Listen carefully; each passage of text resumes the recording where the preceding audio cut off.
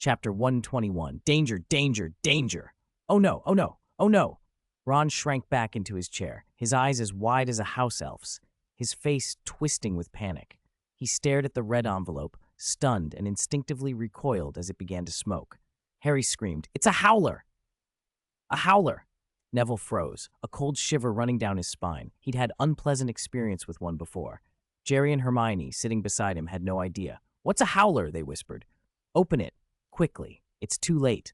Harry cut in, but before anyone could move, the letter shot up with a bang and, twisting in midair, unfolded into a mouth like origami.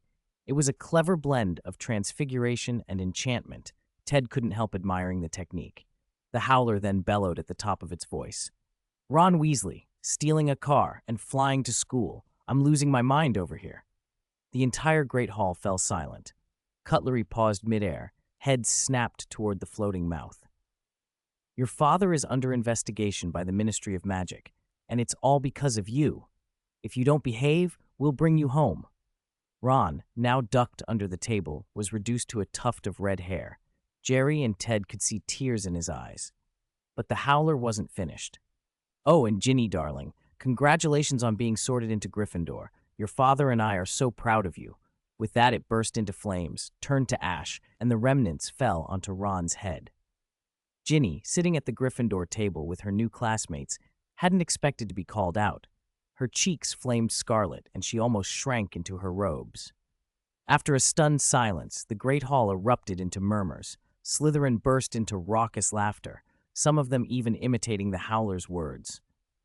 Ted felt a pang of sympathy for Ron. Aunt Molly's method of discipline was hardly gentle. Neither Ron nor Ginny looked comfortable. He lifted his wand to his throat and cleared it theatrically. Ahem, ahem. A soft, rolling cough like distant thunder echoed through the hall. The noise died down. Everyone wondered if there was more to come. Ted scrambled up onto the table and raised his hands. "Everyone, listen to me. Want to know what happened yesterday? Want to know what that howler was about?" The Great Hall stirred immediately. School life was dull sometimes, and gossip was irresistible, especially coming from Ted. His voice had a warm, comforting tone that drew everyone in. Hermione, Harry, and the others exchanged looks. Was he going to pile on? Even Ron peeked out, eyes red. "Ted," he mouthed. Ted launched into the story. "It's like this. Yesterday, right at the start of term, for some reason there was a problem with that wall at the platform." He gave a puzzled, vivid retelling. Harry, Neville, and Ron slammed into the wall several times and couldn't get through. They decided they couldn't be late, no matter what. They were determined to get to Hogwarts, even if it was risky. I can understand that. Okay, their choice afterward was a bit reckless. They flew a car. You probably saw it in the Daily Prophet. The flying car the Muggles spotted? That was them. Don't get me wrong, I don't approve of such behavior. They should have sought an adult. But imagine this. Who among us has driven a flying car all the way from London to Hogwarts, chasing the Hogwarts Express? Who's had that kind of experience? Ted's eyes lit up. Even though it was wrong, I can't help thinking, this is so cool. He punched the air. The younger students were swept up by the image of a vintage car soaring through clouds, wind shrieking past. Faces flushed with excitement, they echoed, "So cool." The Gryffindor table leapt up and cheered. For a moment, the whole Great Hall vibrated with, "So cool." Some older years watched in mild surprise. Was this some new slang they'd missed? Their blood warmed at the thought. Ted continued, "That car was one of Mr. Weasley's experiments. He's brilliant. He's always wanted a new means of transport for wizards, something to shield you from wind and rain and make travel more comfortable. The Ministry banned flying carpets. But because it was still experimental, the car malfunctioned as they arrived and crashed into the humping willow. Fortunately, the three of them, thank Merlin, are fine." Ted pointed at Harry and the others for emphasis. "I still don't approve of dangerous experiments, but that was a proper adventure. Let's learn from it and cheer for our three little adventurers. Woohoo!" The students, thoroughly whipped up, cheered and whooped. Even some older pupils couldn't resist. Peggy, a sixth year and one of the senior prefects, joined in and led a cheer for her embarrassed brother. The hall resembled a zoo of excitement. Ron, at last, sank back into his seat, cheeks flushed, but accepting the support of those shouting on his behalf. Ted exhaled with relief. He defended his friends, even if it meant glamorizing a risky stunt. It didn't feel right, but it seemed to have helped Ron. Then a cold voice cut through the noise. Inciting classmates to break school rules, Ravenclaw loses 20 points. Professor Snape, in his black robes, had appeared at the entrance as if summoned by the tumult. His presence put a damper on the celebration. Heads dropped. Everyone stared at their plates and forks and the patterns etched into them. Ted shrugged to his companions. He deserved that. That morning, Ted, Hermione, and Harry had charms together. After the holiday, Professor Flitwick was unchanged, perched on his stack of books, cheerfully greeting the class. Today's lesson was the engorgement charm, Engorgio. Compared to first-year spells, it was more advanced and potentially dangerous. Miscast, it could cause tremendous trouble. In the original stories, someone once blew up an aunt like a balloon, a type of engorgement charm gone horribly wrong. There were tales of wizards who'd been enlarged inappropriately and had to stay at St. Mungo's for months before returning to normal. The charm could also be risky if used on magical objects. Cast on a magical flame, for instance, it could flare out of control. Professor Flitwick repeatedly stressed the precautions. Still, an accident seemed inevitable. Seamus followed the textbook perfectly, wand, incantation, focus, but something went wrong. His magic surged out of control, and then, duang! There was a massive explosion, like a fairy's thunderous blast. Luckily, Ted's instincts had been buzzing that something was off, so he hadn't been casting. Instead, he'd been watching the room, waiting to see what would go wrong. His first reaction was to cast a protective shield charm to contain the blast. The sound was loud, but the shockwave was held back, and no one was hurt. Professor Flitwick, alert as ever, had sensed the misfire, and in an instant cast protective shields around Seamus and several nearby students. The speed was extraordinary. "Well done, Ted," Flitwick cried. "That containment and strength? Excellent. Ravenclaw gains 20 points." Ted asked, "Professor, how did you manage to cast 4 shield charms in an instant?" "Ha! I knew you'd ask. That's one of my little techniques. Let's talk after class. For now, let's analyze where Seamus went wrong." The lesson drove home the danger of magic. A miscast charm could lead to injury, permanent harm, or worse. This was a serious reminder to be careful. Thanks to Reader, I'm still sleeping in my dream for the 100 points reward. Thank you. The danger of magic is its constant change. No two castings are ever exactly the same. Perhaps it's the flicker of some feeling in a caster's heart that alters the effect, an unpredictability Professor Flitwick never stopped warning them about. He drilled them on how to steady their wills, how to avoid lapsing into carelessness, and taught exercises to strengthen control. Some of that is innate. Those with a natural steadiness, like Hermione, took to spells easily, but practice helps too. Seamus set off a commotion, and the rest of the class followed suit. Ping-ponging pops and explosive booms filled the room as Flitwick handed out a huge sack of balloons to use as targets. They disappeared at an alarming rate. Even Hermione fumbled at first. One burst left her hair all frizzed, and Ted nearly doubled over with laughter. Yet her talent showed quickly. After a few failures, she adjusted, and on her 11th try, a balloon inflated perfectly. She had trouble much less often after that. The others didn't improve as fast. Harry sent balloons flying at impossible speeds. Neville and Jerry couldn't get theirs to inflate at all, and Ron was merciless. With a single shouted, "Engorgio," his wand spewed green smoke and struck Professor Flitwick right on the forehead. The professor's brow swelled into a large green lump, the size of a fist. He looked like a green-faced old man of longevity. Flitwick stared, stunned. "Was I attacked? I've been made green." Clearly, Ron's alchemy-modified wand had a mind of its own. It attacked the professor on the first day. That temper showed up again in Transfiguration that afternoon, when they were to turn beetles into buttons. Harry's beetle darted so fast he couldn't even point it, and it zipped all over the desk. Neville's played dead and refused to move. Jerry's fell off and was never seen again. Ron's wand, most dramatically, emitted a puff of smoke and cooked the beetle on the spot. A 9.5-inch wand with 9 inches of rebellion, extremely hazardous. In herbology that afternoon, they learned to repot mandrake seedlings, those shrieking, ugly, furious little plants whose screams could pierce a set of magical earmuffs. Mandrakes refused to be uprooted, and refused yet more to be coaxed into a new pot. When Professor Sprout looked away, Ted cheekily punched one and shoved it back into its pot, tapping the soil with a trowel as if saying, "Grow strong, future flower."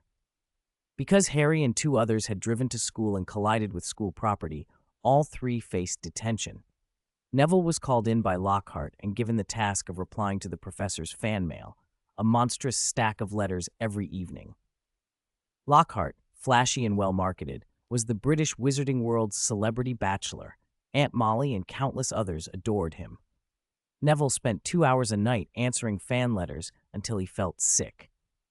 Lockhart kept chattering, offering tips on image management and garnering fame.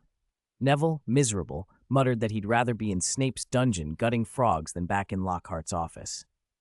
Harry's detention was to organize Snape's potion supplies, an ironically leisurely sentence, easier than Ted's job at Giggs's apothecary. Ron, however, fell into Filch's clutches and was made to scrub 7 or 8 toilets and polish an entire display case full of trophies. Ted loaned him an enchantment-enhanced rag to speed things up, but it was still grueling. Early one morning, Ted was up for a run, but Neville had promised Professor Sprout to help tend the humping willow, so Ted went along to watch. Another student was already there. Gough Oasis, a Hufflepuff boy nicknamed the Horned Youth. He was nearly 6 feet tall, broad-shouldered, and already an imposing presence at 14. As Neville introduced him, Professor Sprout appeared at the castle gate, her face clouded. Behind her strode Lockhart in a silver-threaded robe, hair perfectly slicked, chattering non-stop. He was eager to show off, rattling off a dozen methods for treating the willow and insisting there was no one who knew it better than he did. Sprout quickened her step, annoyed, while Lockhart kept up behind her. "Professor Lockhart, I'm the herbology professor. I know how to treat the humping willow. I don't need a dozen methods. I need sensible care. Please go back," Sprout snapped. "Oh, of course," Lockhart smiled with a shrug. "If you need me, call anytime. I'll handle it, no problem at all. Really, all it takes is, Ted muttered. "Bad luck first thing in the morning." The willow, surprisingly docile for once, tolerated Sprout's ministrations. The 3 students helped wrap magical bandages around the cracked trunk, slop on buckets of potions and herbal pastes, and bury dragon dung fertilizer at the roots. Afterwards, they stopped by Hagrid's hut. Hagrid emerged, shaking dust from a bearskin rug. "Oh, hello, Ted, Neville. Happy holidays." "Good morning, Hagrid." "No, nothing's good," Hagrid grumbled. "That oaf Lockhart turned up early to teach me how to subdue hippogriffs. I wanted to chuck him in the Black Lake and let him explain it to the birds myself. He's been bragging he's the best at getting rid of carnivorous slugs as well. If I believed him, I'd be a slug." Ted and Neville exchanged looks. They'd already learned Lockhart's particular talent for getting under people's skin.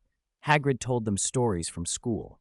Lockhart sending himself dozens of Valentine's letters, scribbling his own name on the house point's hourglass, anything to draw attention. The man was a living show reel of shameless antics. Class that day yielded the first defense against the dark arts lesson with Professor Lockhart. Everyone knew the teaching post was cursed. Before the bell, the students were betting on whether Lockhart would last a year. He was famous, best-selling, prize-laden, and the sort who'd made sure his name was everywhere. Still, the class began badly. Lockhart swaggered in carrying a thick stack of test papers. Hopes sank. When he distributed them, the questions were absurd. Lockhart's favorite color, the gift Lockhart most wants, Lockhart's ideals, and so on. Murmurs of disbelief rippled across the room. What is this nonsense?" someone hissed. "Are we here for a fan meet and greet?" When the papers were collected, only one perfect score emerged. Lockhart peered, delighted and surprised. "Ted Epiphany? Which one is Ted?" Ted stood. "Professor, I'm Ted Epiphany." Professor Lockhart regarded Ted with an expression that said, "I really like this. What a handsome young man, just like me." Ted got a perfect score. For example, for the question, "What is Lockhart's biggest dream?" "World peace." Only you answered correctly. And this. Ravenclaw gets 20 points. Lockhart beamed. "This young man has a bright future. Keep it up." A prompt chimed in Ted's mind. Ding. Quest triggered. Easily get 100. Lockhart's bonus points are truly generous. Wouldn't it be a sin not to fleece him a little? Objective: obtain 100 bonus points from Professor Lockhart. Reward: 300 experience, random card. Heaven intends to destroy him. It must first make him proud. 20 points. Just like that. Flitwick had only given 20 points when Ted had prevented an explosion yesterday. Now a single flawless test paper earned 20 more, as if points were nothing to Lockhart. Hermione's eyes widened and her brows drew together. She and the others had agreed to despise this charlatan, and she had been careful not to take his books seriously after seeing how Lockhart had leached off Neville's reputation in Diagon Alley. She'd missed a few questions. She hadn't expected Ted to score perfectly. Ted had read Lockhart's book more carefully. On the one hand, he often skimmed and flipped through books casually. On the other, even if Lockhart wasn't a great man, the material in his books could be useful reference, real knowledge buried under a showman's gloss. Lockhart had a talent for ambushes. He'd turned other wizards' fame into his own. Countless excellent witches and wizards from all over the world whose stories he'd absorbed and rebranded. With Ted in class, Lockhart's chatter never flagged. He kept the audience laughing and adoring him. Once, Ted had practically milked 30 points out of Lockhart in a single lesson. So flattering and articulate, Lockhart nearly declared him his private protégé on the spot. Lockhart actually thought, if only Ted were the boy who lived, what a golden team we'd be. Longbottom is such a wasted celebrity. After class, Lockhart beamed at Ted and cheerfully invited him to visit his office whenever he liked. "I may be able to help with any difficulties," he said, grinning so brightly his companions squinted. Then he swept away, dazzling the room. Hermione and the others turned to Ted with looks full of betrayal. "Was it you who had invited this devil into our midst?" Harry jumped up, outraged. "Ted, how could you flatter that hypocrite, that flamboyant peacock?" Jerry piped up. "Do you admire him?" Hermione was already convinced Ted was scheming. Ted smiled inwardly. She was good at reading people. "I don't admire liars," he whispered. "I'm just farming points. If we butter up this professor, we can get a lot of benefits." "Like what?" Hermione asked. "Like a note to borrow books from the restricted section," Ted said. Hermione lit up immediately. Farming points? Borrowing books? That was a real benefit. She calmed herself and asked, "You said Lockhart is a liar. Do you have proof?" Ted explained, "Yes, he's a liar. I cross-referenced a lot of sources. The methods for dealing with dark creatures in his books are largely correct. Some are even inventive. But when I checked news from the places where those adventures supposedly happened, the local reports didn't list a wizard named Lockhart as the protagonist." The others hadn't thought to check newspapers. Ted described how he had looked through reports and rumors from the regions Lockhart wrote about. The events were real. People had heard about them, or they'd even made the papers. But the hero of those reports was often someone else. Ted started from the outcomes he already knew and worked backwards. The discrepancies were easy to spot. Information in the magical world was surprisingly isolated. Communication was slow. An owl could take a day or more to cross borders, and most people didn't care about news from faraway places. That made it easy for a clever liar to build a reputation. Muggles had already entered the internet age. Even with that advantage, some people exploited information asymmetry to deceive others. The companions were stunned. They'd always found Lockhart annoying, but they hadn't expected his fantastic tales to be stolen. Harry's smile turned mischievous. "What if we go and tell Dumbledore? Expose him?" Everyone got excited. Ted didn't want them to wreck the situation. Who Lockhart is isn't necessarily our problem. Dumbledore hired him for a reason. Maybe Dumbledore wants him as an example to show what vanity looks like. Or maybe Dumbledore has some other plan, Harry said, eyes bright at the thought of a plot. Ron muttered, "People always full of schemes are a headache. Don't plan me into it." Hermione wasn't satisfied. "Are we really just going to ignore this?" "We can't fight every dishonest person," Ted said. "Justice needs power. Our priority is to study hard." Hermione nodded reluctantly. Neville raised a cautious hand. "Do you think it might be that they really couldn't find anyone to teach dark arts?" They all exchanged looks. In a small society of under 30,000, a job so consuming it burned people out quickly would have a terrible reputation. Maybe they really couldn't find anyone. Early the next morning, before dawn, Ted was already awake in the common room. studying. Since term started, he'd been working on a new spell. His notebook was full of predictions, magic models, attempted incantations. The idea had come from the Howler. Ron received on the first day. A Howler blasted its message loudly and publicly. If Ted could figure out a way to record or control a voice with magical effects, it could be useful. More pressingly, there was the defense problem. He'd wanted to stop the Howler to save Ron's face, but had no appropriate method. It wasn't acceptable to blast a Howler with a firework in public. He had no focused defensive charm to restrict sound attacks. A silencing charm or muffliato would be too broad and could be noticed across the hall. Just plugging his own ears would be a bandage, not a solution. So he thought to combine a silencing charm and the bubblehead charm into a localized, silent rapping effect. The last 2 days had shown good progress. He'd found some inspiring ideas in Ravenclaw's hidden archives, material not directly about low-level charms, but about methods and thought processes for developing new magic. Ansu, don't move. Ted smiled at the little bird on his shoulder. Silencing bubble, he said, pointing his wand. A shimmering, translucent bubble formed instantly around Ansu, wrapping the bird like a soap bubble.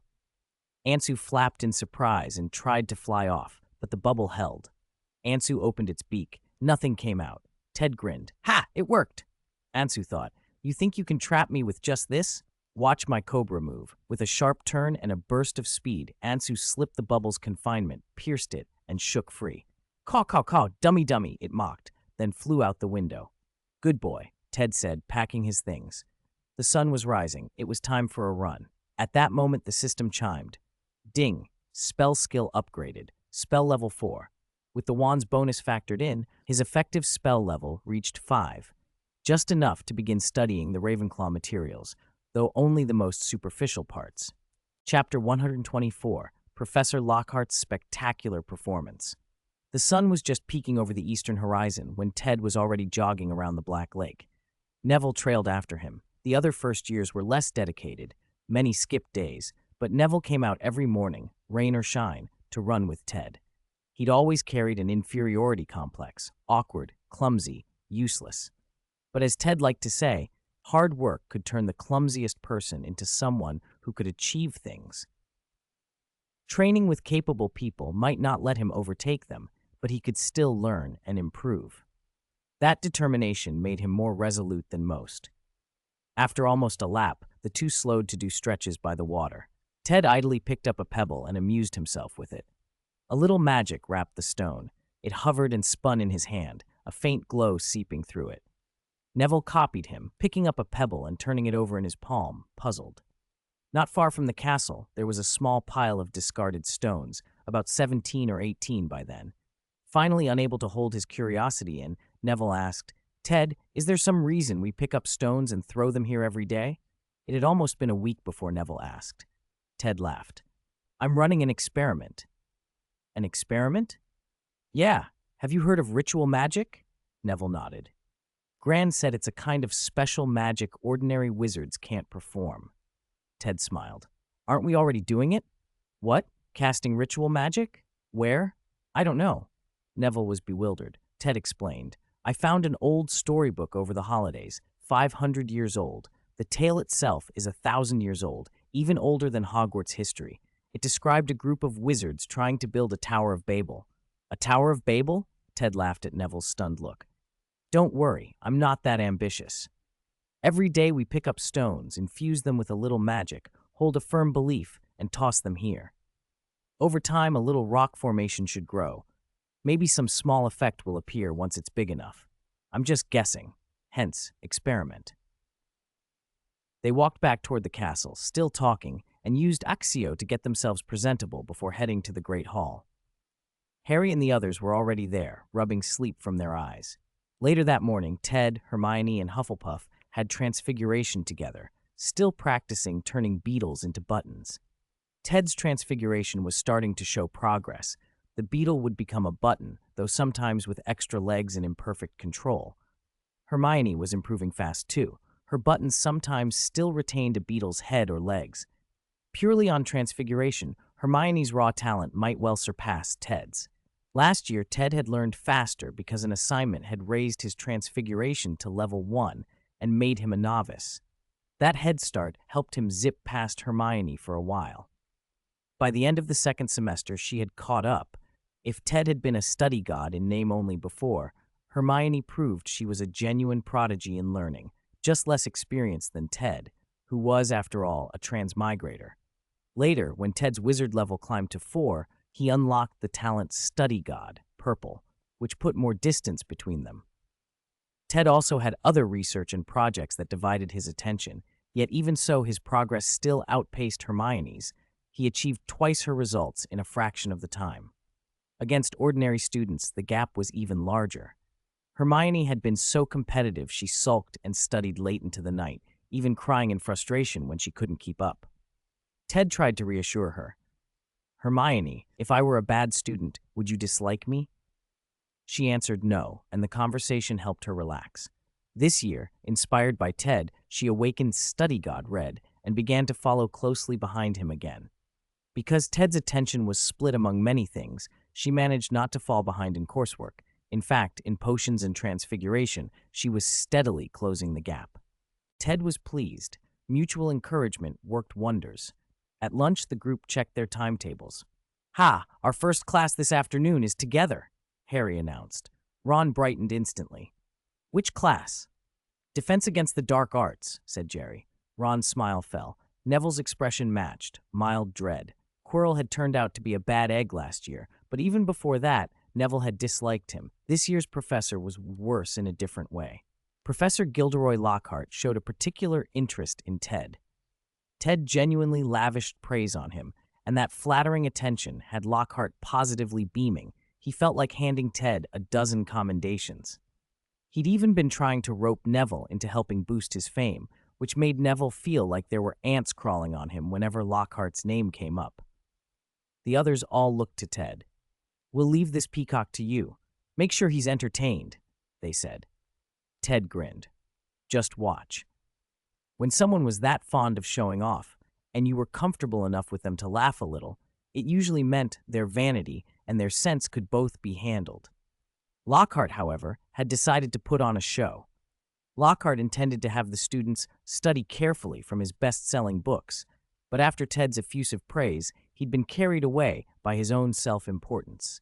He wanted to do something different, something to let the class experience his adventures firsthand. When the students filed into the classroom, Lockhart was already there, and in the middle of the room stood a tall object shrouded in black cloth. "Take a seat, everyone," Lockhart said with his practiced, toothy smile. He struck the kind of dramatic pose that lit a flash of attention across the classroom. "Today I will show you true darkness, terrifying monsters." He adopted the wide-eyed expression of someone in a bad horror movie. "They're nothing compared to what I've faced, of course, but to you they should prove suitably dreadful. Be careful, very careful." Then he smiled again. "But fear not. Professor Lockhart is here, so nothing untoward will happen. I did not subdue female ghosts with nothing but a smile." Ted thought, "Did you sacrifice your looks for that?" The students watched, rapt. Lockhart was an excellent performer. Vivid voice, expressive features, and theatrical gestures. When he yanked off the black cloth, the class leaned back in unison. Beneath it stood a huge iron cage, taller than a person. It could have held Hagrid. Inside the cage were a swarm of small humanoid creatures, about 20 to 30 centimeters tall, with narrow bat wings, 2 fleshy antennae, and iron blue skin. Cornish pixies? Some older students from wizarding families recognized them. Most of the first years, however, looked unimpressed. Lockhart hurried to explain. "Do not be fooled. These little devils are no joke. They are terribly mischievous. They'll hide your things, ruin your laundry, stuff rubbish in your cauldrons, complete havoc. I spent a great many favors to catch this lot." The students still weren't convinced, but Lockhart was in full showman mode. "Enough talk. Behold real darkness." He threw the cage door open. A dozen pixies erupted into the classroom, zooming and whirling. They set about causing chaos immediately, tearing pages, pulling curtains, rattling chandeliers, diving onto faces, and to the girls' horror, lifting skirts. The freshmen protested at once. Lockhart, meanwhile, was not spared. The pixies remembered the fellow who had been prattling and gesticulating outside their cage and clearly found his hair oil offensive. a few doves straight for him. Despite his attempts to retaliate, the pixies were fast and airborne. They snatched his wand and, with a flick, tossed it out the window. Then 3 of them chased Lockhart across the classroom, batting him about. He stopped caring about pedagogy. He clutched his head and shrieked, stumbling toward the door. In the short dash from podium to doorway, he had a black eye, several scratches across his neck, and a tuft of hair yanked free so his bangs sported a bald patch. Although I'd always known Lockhart was all flash and no substance, I never expected him to be this useless. Even an average adult wizard wouldn't be this bad. He must know at least a few spells, right? The Cornish pixies were rated X, the lowest danger level, in the Ministry of Magic's Magical Creatures Handbook. They're only a little more troublesome than potato sprites. Some older students could handle them easily. Yet our defense against the dark arts professor actually ran away, abandoning a room full of second years. Ted, however, wasn't surprised. He'd sized Lockhart up from the start. The man had one glaring talent, a blue-quality specialized memory charm at level 8. Everything else had a 93 penalty. Whatever trick Lockhart had used to boost that one skill must have cost him his other magic. With an overall spell level of 4, he shouldn't have been able to raise his memory charm so high without a sacrifice. That explained why Lockhart was effectively useless in anything but remembering names and writing books about other wizards' deeds. The classroom erupted into chaos. These kids had never faced anything like it. Wands were gripped, but panic made spells go wrong. They flailed like adults in Diagon Alley when a stray curse fizzles. Screams, cries, and the wailing of frightened first-timers turned the room into a living nightmare. Then the task notification popped up, chirpy and absurd in the middle of the mayhem. Ding. Task triggered. Professor Lockhart admires you so much. You can't just watch him lose face, can you? Get ready to act. Objective: deal with the little monsters causing trouble in the classroom. Reward: 250 experience, random card. Professor, you don't want to lose face in front of your students, do you? Finally, Ted said, exhaling. About time. He flicked his wand and murmured, freeze. A cold, pale light shot out, and the shameless pixie that had been yanking a skirt froze solid in mid-tug. Ted climbed onto a table and shouted, don't panic, everyone. Think of this as a chance to practice your magic. Sit tight. Pick up your wands. Remember, we're wizards. He even covered for Lockhart. If Lockhart ever heard, he'd be moved to tears. Ted's voice had a calming effect, enough to steady the room. The pixies themselves weren't particularly dangerous. It was the students' fear that made them so. People need a leader. Once someone took charge, everyone relaxed and followed. His friends moved immediately. Their skill levels were far above the others, and they handled the fast, darting creatures with ease. Hermione and Harry each took one down. Jerry cast 2 spells and missed, so he grabbed his second-hand textbook and slammed it like a shield. One pixie stuck to the wall with a squelch. Neville, fed up with the limits of wand work, swung a solid uppercut and floored another. Ron tried to use the leglocker curse on a charging pixie, but his wand had other plans. There was a loud bang and Ron was launched, somersaulting into Seamus's arms. Ron sat dazed, asking, what just happened? Seamus, why are you hugging me? Seamus, delighted, grinned like they'd found a fellow conspirator. Between the companions and a few other students who managed to focus, most of the pixies were subdued within 3 or 4 minutes. A handful dived out a window and escaped, too small and quick to catch. Ted grabbed pixies by the legs, spun them until they were dizzy, and piled them into an iron cage. The one at the very bottom was the skirt lifter. When calm returned, the students stared at each other, breathless. The professor had fled. Ted cleared his throat. Ahem, let's do self-study. Open your textbooks to the first chapter, Travels with Trolls. Who can tell me something about trolls? Hermione? The class turned into a lively discussion. Some recited facts, others swapped rumors, a few repeated secret tales their parents had told them. Ted corrected and organized the conversation, so the hour was far more useful than any of Lockhart's showy lectures. When the bell rang, nobody felt like they'd wasted a lesson. Can we do this next class too? Someone asked. No need for pixies, another said. And maybe no need for Professor Lockhart either. Lockhart's dignity was gone, and by the next day the whole school, even the upper years, knew he'd been chased by Cornish pixies. It should have ruined his career. A thinner-skinned man might have quit in shame. Instead, Lockhart acted as if nothing had happened. He kept his arrogance, his poses, and his self-promotion. In a way, he became more famous for having been humiliated. Ted completed the classroom task and went to draw 3 reward cards. All 3 were green-quality toys. Exploding gobstone, green. The loser gets sprayed with a face full of sticky, foul-smelling green goo. Don't touch this mess. Portable tenpin bowling, green, palm-sized. Drop it and a full game of tenpin bowling pops up. Great for the elders. Ted passed.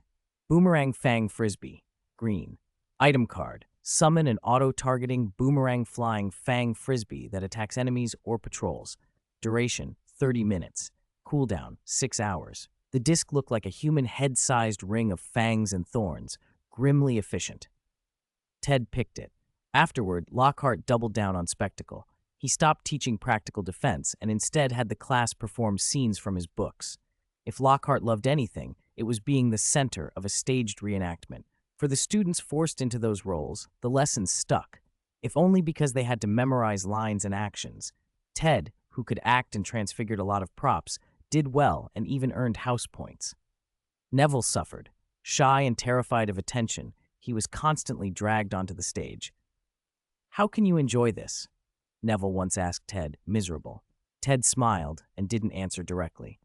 "Just imagine you're a character in the book," he said. "Imagine Lockhart and the rest are wooden dummies." It actually helped. Neville's stage fright eased and his acting improved.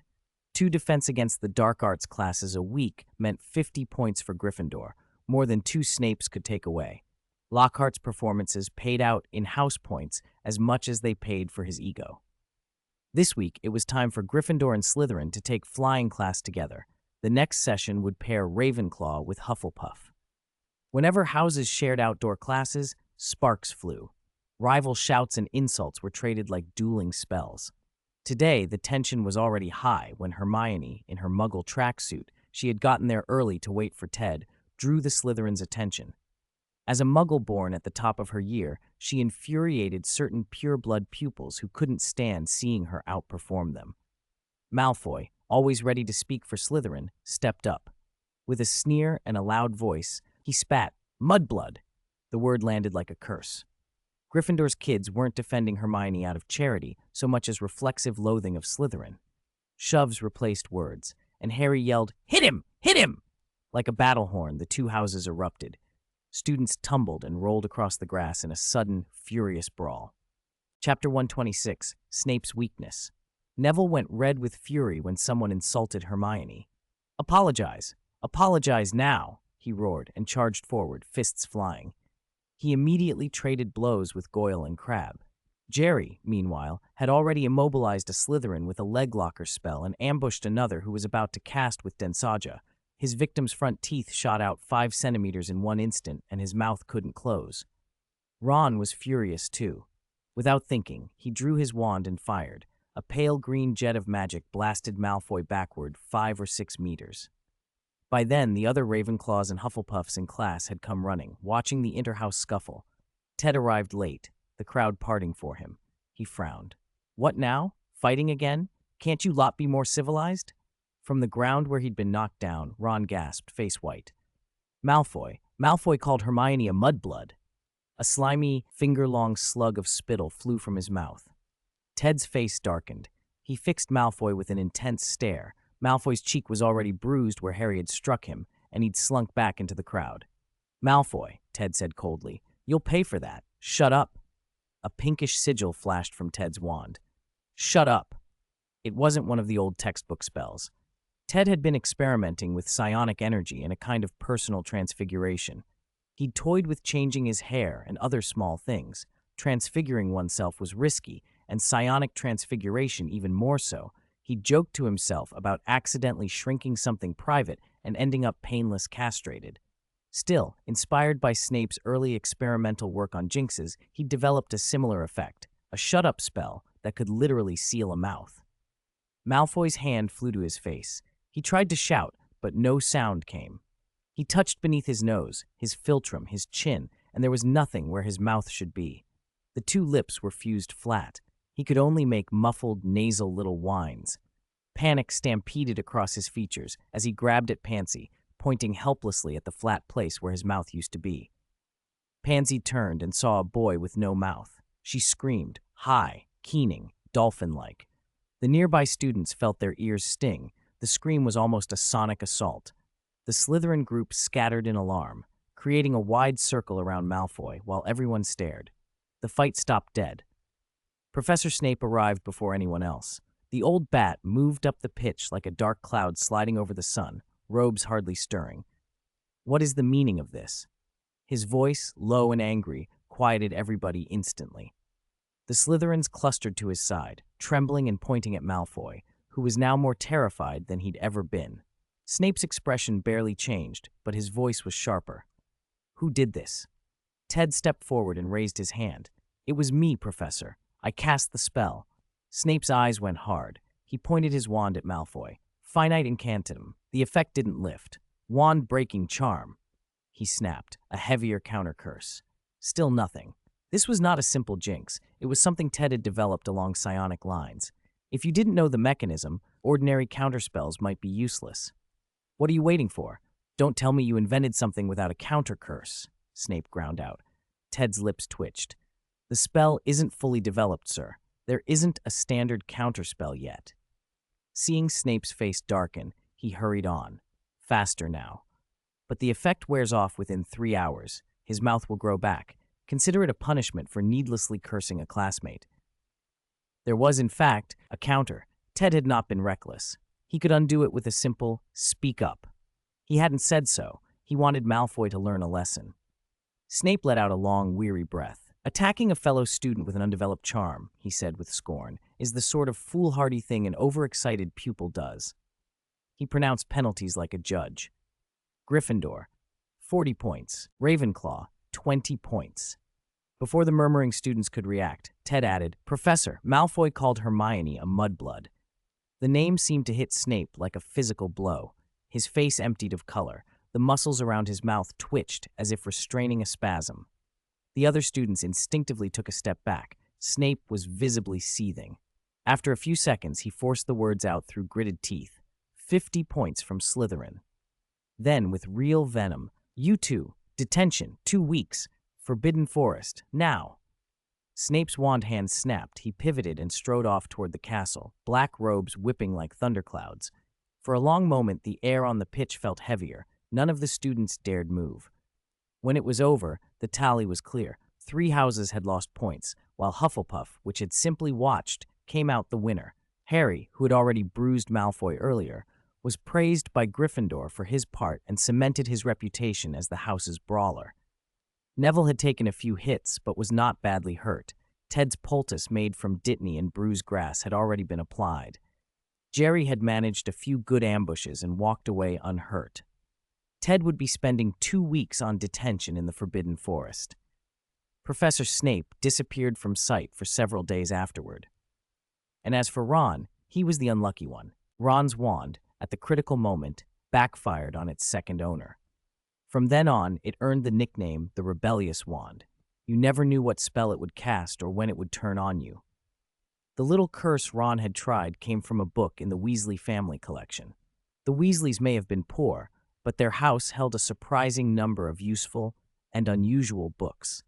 The slug vomiting charm was certainly not common, and its theory was complicated. Ron hadn't expected the wand to backfire and hit him instead. Suddenly, he was vomiting slugs, uncontrollably.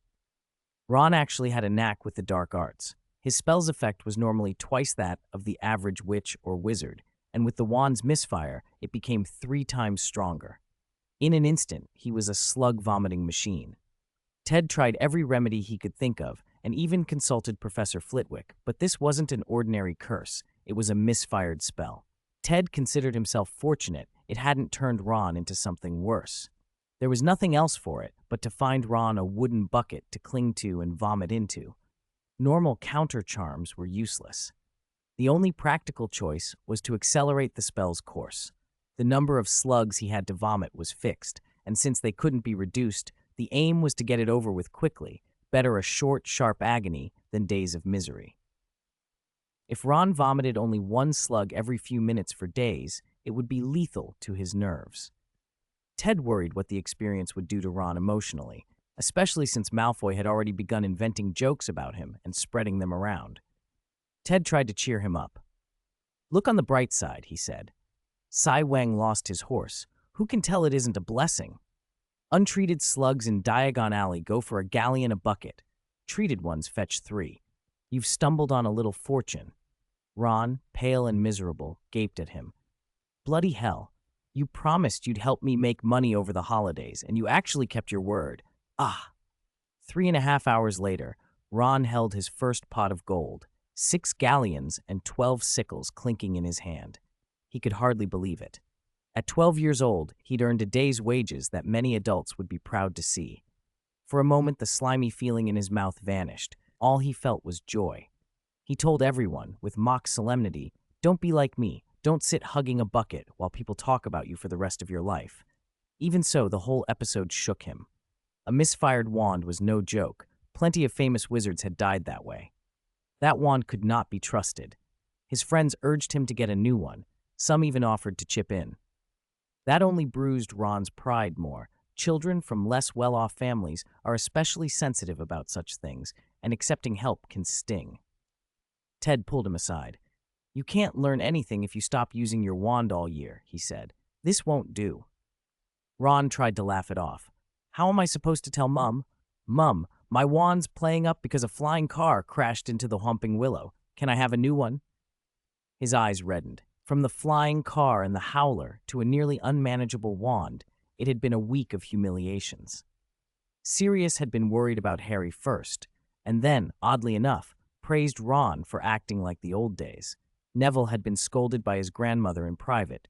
Aunt Molly's howler had made the whole school hear exactly how furious she was that her son and a classmate had nearly killed Harry and Neville in a borrowed car. Ted had tried to smooth things over, and Harry had written home to explain, but some things leave a mark. Like a nail driven into wood. Even when you pull it out, the hole remains. "Don't worry," Ted said, clapping Ron on the shoulder. "You're nearly there. Keep at it, and you'll have enough before the holidays. I promise." "Thanks, Ted." Ron nodded and trudged back toward Gryffindor Tower. Ted did his best to distract everyone so Ron wouldn't be the only story going around. Detentions had already begun. Snape had singled out Ted and Malfoy to patrol the Forbidden Forest as part of their punishment. The others couldn't avoid consequences either. Professor McGonagall had been furious when she learned what had happened. Snape himself had not been seen for days, so potions had been a quiet self-study. Lockhart, being Lockhart, had offloaded his fan mail onto Harry and Neville. Neville was the main deputized scribe, with Harry as extra. Ron and Jerry had fallen into Filch's clutches and were cleaning the castle. They now had a deeper understanding of Accio and a knowledge of magical cleaning agents that most wizarding housewives would envy. "Which loo haven't we scrubbed yet?" Jerry complained. "Please don't make me go with you next time," Ron muttered. "I don't think this is heroic." Most of the other first years had been sent to the greenhouses to heap dragon dung into the beds. Dragon dung was excellent fertilizer, and they needed loads of it every year. Unfortunately, the smell was enough to make several kids retch. 7 or 8 of them were sick on the first day, which was a lesson they weren't likely to forget. That night, Ted was heading for Hagrid's hut. Wand lit, Malfoy trailed at a ridiculous distance. His lumos wouldn't hold more than a minute and kept flickering, and the silence of the Forbidden Forest made every rustle and distant bird call sound enormous. He didn't like walking alone, but he tried not to show it. "Knock, knock, knock." Ted rapped on the hut door. "Comin', comin'." "Oi, Ted, and that one over there, is that a Malfoy? Come on in." Hagrid grumbled, slinging a huge crossbow over his shoulder. "Last time you lot patrolled the forest, I thought it'd be the last. Merlin preserve us. The Ministry were searchin' for 3 days and didn't find no dark wizard, but they did find a few poachers' remains." Malfoy heard that and went pale, his legs going to jelly. Ted shouted back to him, "Hurry up, Malfoy. Don't fall behind. If something grabs you, we won't have time to save you." "Ah, wait for me," Malfoy squeaked, and immediately clung a little closer to the others. The cowardice was obvious enough to be almost comical. Since it was only the three of them, they did not split into teams. The forest floor was carpeted with decaying leaves that crunched ominously underfoot. Hagrid had a little umbrella hanging from his belt and would stop now and then to check tracks, pick up herbs, or see how a tree was getting on. "Ted, look here," Hagrid said at one point. Ted crouched and illuminated the ground with his wand. "What made these prints?" Hagrid shook his shaggy head. "Not hogs. Those are centaur tracks." "Centaurs?" Ted repeated. They usually don't come this close to the forest edge. They've got a kind of understanding with Dumbledore. Hope it ain't bad news." Small animals darted through the undergrowth now and then, making Malfoy jump each time. Ted teased him. "You don't need to be so scared, Malfoy. Hagrid's with us, isn't he?" Hagrid puffed out his chest. "Leave it to me." Malfoy felt oddly reassured and horribly affronted at the same time. He'd always looked down on Ted, Muggle upbringing and all. But Ted's spells, his knowledge, and now his coolness in a place like this made Malfoy's contempt feel useless. And he had to admit the giant made him feel safe. It was a complicated, unpleasant feeling. Moonlight filtered through the branches as the three walked deeper in. Ted and Hagrid moved ahead. Malfoy kept his head down and fell into silence, listening to conversation about magical flora and fauna. Beside him, Fang padded along, paying Malfoy no attention whatsoever. "Do you dare look at me?" Malfoy muttered to the dog. "Have I become a pariah?" Thanks to reader Sky and Earth's Guardian Knight for the 233-point reward. Thank you. 128. Malfoy's Not a Glorious History. Ted and Hagrid were talking about the centaurs. Hagrid, who spent a lot of time in the Forbidden Forest, dealt with the centaur tribe regularly. They weren't aloof hermits. They couldn't be entirely self-sufficient, and they relied on supplies from the wizarding world. Every month, Hagrid visited the tribe to collect herbs and other magical materials the centaurs had gathered, and to bring them whatever provisions they needed. Hagrid moved freely through the forest. He wasn't just someone who could fight. Influence mattered in the wild as much as strength. As they discussed the centaur social structure, Ted remembered some of what Professor Quirrell had once told him. Quirrell had researched centaurs at one point, but switched his focus to creatures less protected by law, trolls, for example, research that carried fewer consequences. He hadn't dug into every question, including one Ted had long been curious about. "Are there many centaurs?" Ted asked cautiously. "Not many," Hagrid said. "The tribe in the Forbidden Forest is under 80. "And the females and the young?" Ted pressed. "I don't see many mares. They tend to stay in the heart of the herd, well protected. Same with the foals. Centaurs call both underage centaurs and what we'd call apprentices foals." Ted nodded, then asked the question that had been bothering him. "Do centaurs drink milk, and where do they do it?" Hagrid scratched his head. "I don't know. I've never seen it." Behind him, Draco Malfoy's face went white. Milk? Drinking? He looked as if someone had told him the moon had turned to cheese. In a whisper that screamed scandal, Malfoy decided then and there that Ted was not a normal boy. Pervert. Ted felt a little wronged. It was a scientific question. Was that so terrible? But Malfoy's mind was ruined for years by the image of where centaurs might drink milk. He would later think of it as the moment he'd been subtly assimilated. Enter a room of orchids long enough, and you stop noticing their scent. "Careful!" A faint light flared in Ted's hands. He warned Hagrid and Malfoy as he flicked his wand. "Ice arrow!" A sharp, icy bolt, no longer than a ruler, shot out and struck a huge shadow that burst from the ground. "Stunning spell!" Ted barked. "Frost Nova." Ted was fast. He fired the stunning spell and sent a cold shockwave from his feet almost at the same time. The stunning spell staggered the thing, and the Frost Nova wrapped its bulk in a coating of ice.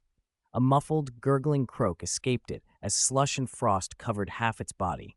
It could still move, but painfully slowly. Hagrid fired his crossbow, a bolt thick as a thumb, and then dropped it, charging forward with a howl. His heavy fists fell on the creature's slimy skin in a pounding rhythm. A minute later, Hagrid stood up, panting and cursing. "Blast it! Where did a tentacle-eyed frog like that come from? Right on the edge of the Forbidden Forest. And that size! What a beast!" They had been attacked by a toad the size of a jeep, its head ringed with tentacles tipped with eyeballs. It had lain hidden in the mud and rotting leaves, pretending to hibernate, motionless enough to fool anyone. Hagrid had been distracted talking to Ted about centaurs and hadn't expected a swamp creature to wander so near. It had almost caught them by surprise. The tentacle-eyed frog wasn't highly magical, but its skin resisted magic, and it was monstrously strong, good at ambushes and at swallowing prey whole. The Ministry classified it as a dangerous, high-threat creature. Fortune favored them. Peter, the little spirit crystal servant in Ted's arms that could sense thought waves, had been using spirit detection and picked up the faint mental signature of the toad. It warned Ted just in time, so the ambush failed. If not for that, Malfoy might have been swallowed whole. The fight was short and brutal.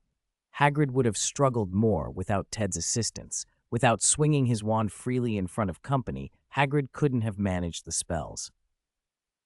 Now Hagrid was carefully butchering their prize. Ugly as it was, the toad was valuable. Tongue, skin, tentacles, eyes, organs, all useful magical components, some quite rare. Wiping his hands on the grass, Hagrid said, "Ted, you get half this time. That freezing spell, top work, you caught it." Ted and Malfoy stood back. Hagrid's butchery was a little grisly. Malfoy had hidden behind Fang earlier and now earned the dog's cold stare. Ted walked over to the shaken boy. "Sit down. We've still got more than an hour. Want something to eat?" He offered a strip of beef jerky. Malfoy hesitated, then took it. He'd never eat such coarse food at home, but he was hungry, and it smelled good. He fished his pride in his pocket and tried not to enjoy it, then found he did. Ted leaned against a tree and watched the moonlight through the branches. "Draco, may I call you that?" Malfoy glanced at the jerky, then nodded. "Telling you this, I don't dislike you," Ted went on. "I don't think anyone's entirely bad. I'd be friends with anyone. Different houses don't have to mean enemies." Malfoy stared, forgetting to chew. He didn't know whether Ted was sincere or mad. "I don't mind you insulting me," Ted said after a beat, "but I won't tolerate you insulting my friends. Words like mudblood, they shouldn't come from your mouth. You must have people you'd protect, too." Malfoy sank back against the trunk, bewildered. Then Ted tilted his head. "What do you think of purebloods?" Malfoy's expression hardened. "Purebloods are a badge of honor," he said more loudly than the question required. Ted considered the boy. "What if I told you that's not really true?" "You," Malfoy bristled, but Ted cut him off. "Do you know the true history of House Malfoy?" Ted asked. "Of course I do." "No, you don't. History is what the winners dress up and present. The statute of secrecy split wizards and muggles, but before that, they lived together. Many wizarding families go back far, but they mostly intermarried with muggles. Pureblood, as a concept, didn't mean what you think." "You're talking nonsense," Ted pushed on. "Your ancestor Armin Malfoy came over with William the Conqueror as part of the Norman army. Because Malfoy supplied magical aid to William, he was granted land in Wiltshire. That land belonged to local families, whose descendants lived there for centuries. Your family isn't originally British." Draco's pupils shrank. Ted continued, calm as if it were a footnote of no consequence. "The International Confederation of Wizards formalized the Statute of Secrecy in 1692, and over the next 300 years, the idea of pureblood started to harden. By then, the Malfoys had already mixed extensively with Muggle high society. There's even talk in some histories that an early Lucius Malfoy courted Elizabeth Furr, unsuccessfully, and there are fanciful claims that a curse explains the Queen's choices." Malfoy's mouth opened and closed. This night had already toppled other certainties, like the whole centaur question, and now more of his worldview was shaking. Ted added, "Your family grew by buying and absorbing surrounding Muggle lands, moving into Muggle money and assets. They became very wealthy. When the Statute of Secrecy came, your family opposed it initially, but when they couldn't stop it, they cut their Muggle ties and rewrote their own past. Purebloodness became a rallying badge for the interests of the few." He tapped Malfoy's shoulder and wiped his hands. "Rising to power with Muggle help isn't shameful. In many places, it's how people succeed. Merlin himself aided Muggle rulers, and the story remembers him for it. Pureblood is often just an excuse, an interest group's banner." Leaning in, Ted lowered his voice to a whisper at Draco's ear. "And one more thing. You know who? He's a half-blood." The words landed like a stone. Draco stopped breathing for a moment. He didn't remember the journey back to the castle or climbing the stairs to his dormitory. The night felt like a bad dream, and the dream only made more sense when morning came and the ache of it stayed in his chest. Finally, he could bear it no longer. He sat down and wrote a letter to his father, begging him to tell the truth. 129. Inaudible sound. A few days later, Snape seemed to have recovered and reappeared before the students, caustic and unpleasant as ever. He pulled Harry out of Lockhart's office without ceremony. "Instead of spending your time writing foolish letters for that imbecile Lockhart," Snape sneered, "you might as well brew potions." With Harry gone, Ron, who had been polishing the toilets, was taken by Lockhart. The bathrooms and display rooms were already gleaming, of course, but the surprise was Ron's natural aptitude for answering fan mail.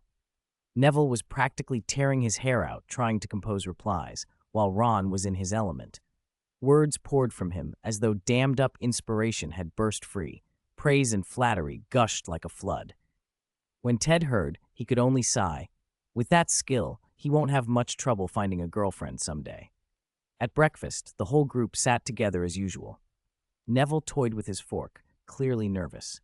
Harry snapped, impatient. "Well, say it. Can you be any less straightforward?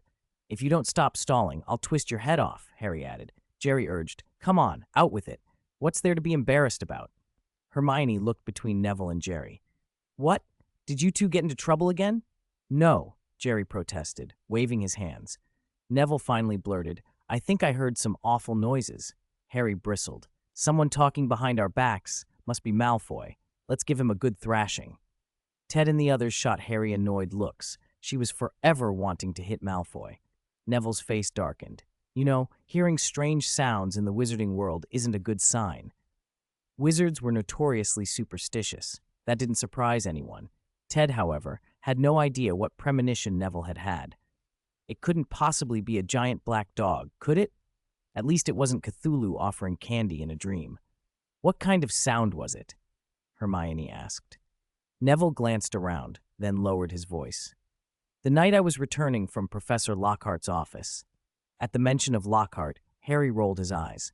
Replying to Lockhart's fan mail had been one of the most soul-sapping tasks he'd ever endured. He had even toyed with the idea of setting the office on fire. The letters were sickeningly sycophantic. Neville continued, "I heard a strange sound in the corridor. It was very odd. It seemed to be saying things like, 'Tear you apart, kill you, come on, hurry up.' It was almost indescribable. I've never heard anything like it." Hermione glanced at Harry and Jerry. "Neville, are you sure someone wasn't playing a prank?" Jerry looked indignant. "Hermione, you know me. I was in the kitchen having a midnight snack." Filch had banned the use of magic for cleaning, but Jerry hadn't exactly listened. After tidying with Accio, he'd gone to the kitchens and helped himself. Harry was quick to add, "And you know it wasn't me. I was brewing potions with Snape." Hermione turned to Ron. "What about you? Weren't you writing replies with Neville? Did you hear anything?" Ron waved his hand, a little pale. Before he could answer, Neville explained, "Ron wasn't feeling well last night. All that nauseating flattery finally got to him. He asked Lockhart for leave and went to the hospital wing." They had all seen Ron's replies. The letters were the kind of sycophancy that made one's skin crawl, bootlicking to the extreme. Ron had gone from a humble flatterer to something worse. The sheer shamelessness was almost impressive. No wonder he'd ended up feeling sick. "So you were the only one there, and you heard those vague sounds?" Hermione asked. Neville nodded.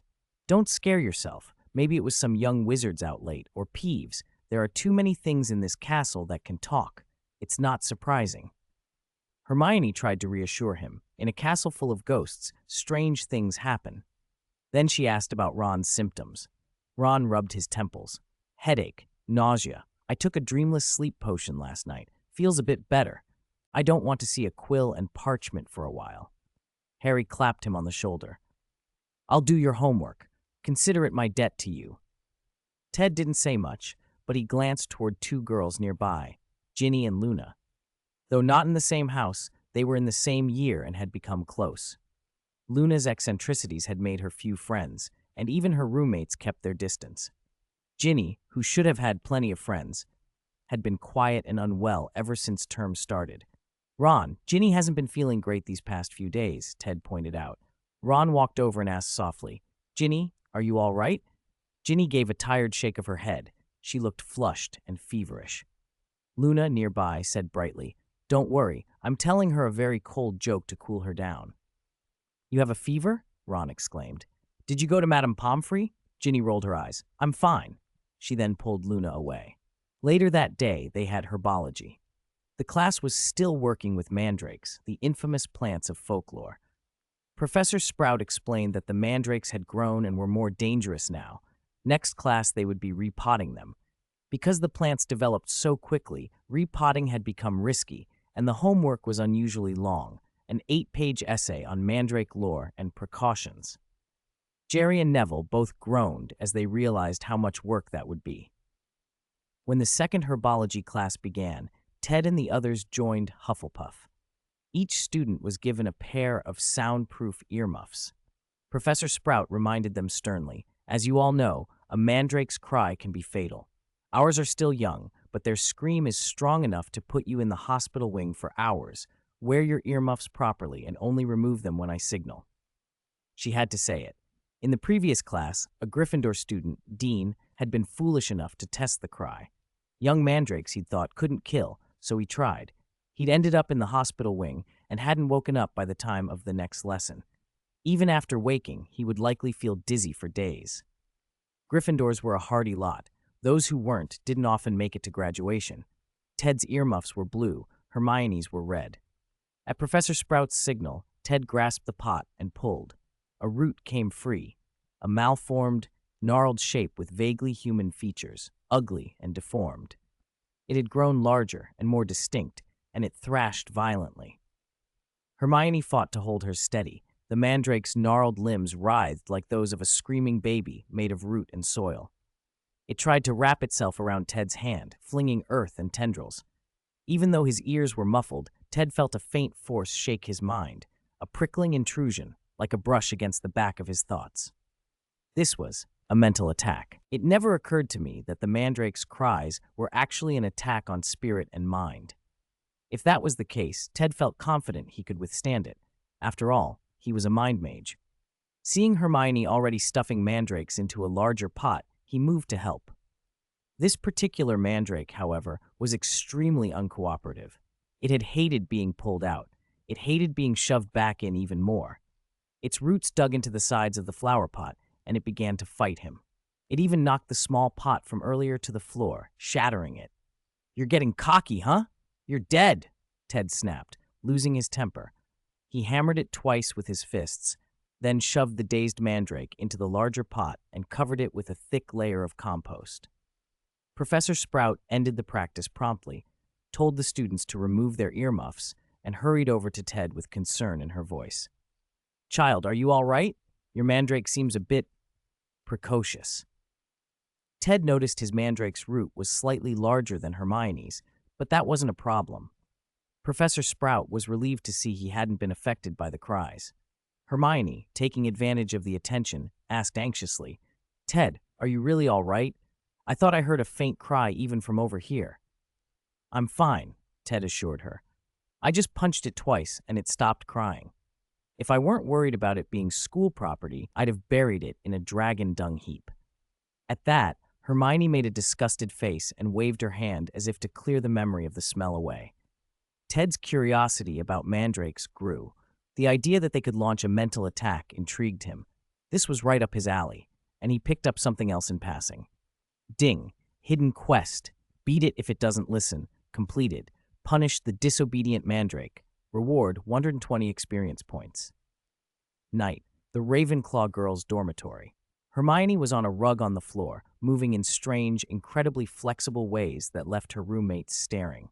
Lavender, with her golden curls and round face, asked, Hermione, what are you doing? Parvati, who was combing her hair, turned and eyed Hermione's contortions. Yoga? Is this yoga? Parvati, despite having moved to Britain young, recognized it at a glance. Hermione lowered the foot she had bent behind her head and nodded. Yes, it's yoga, a form of exercise to relax body and mind. Over the summer, Ted had received a large pile of junk from abroad, many foreign magic books, travelogues, and odd manuals.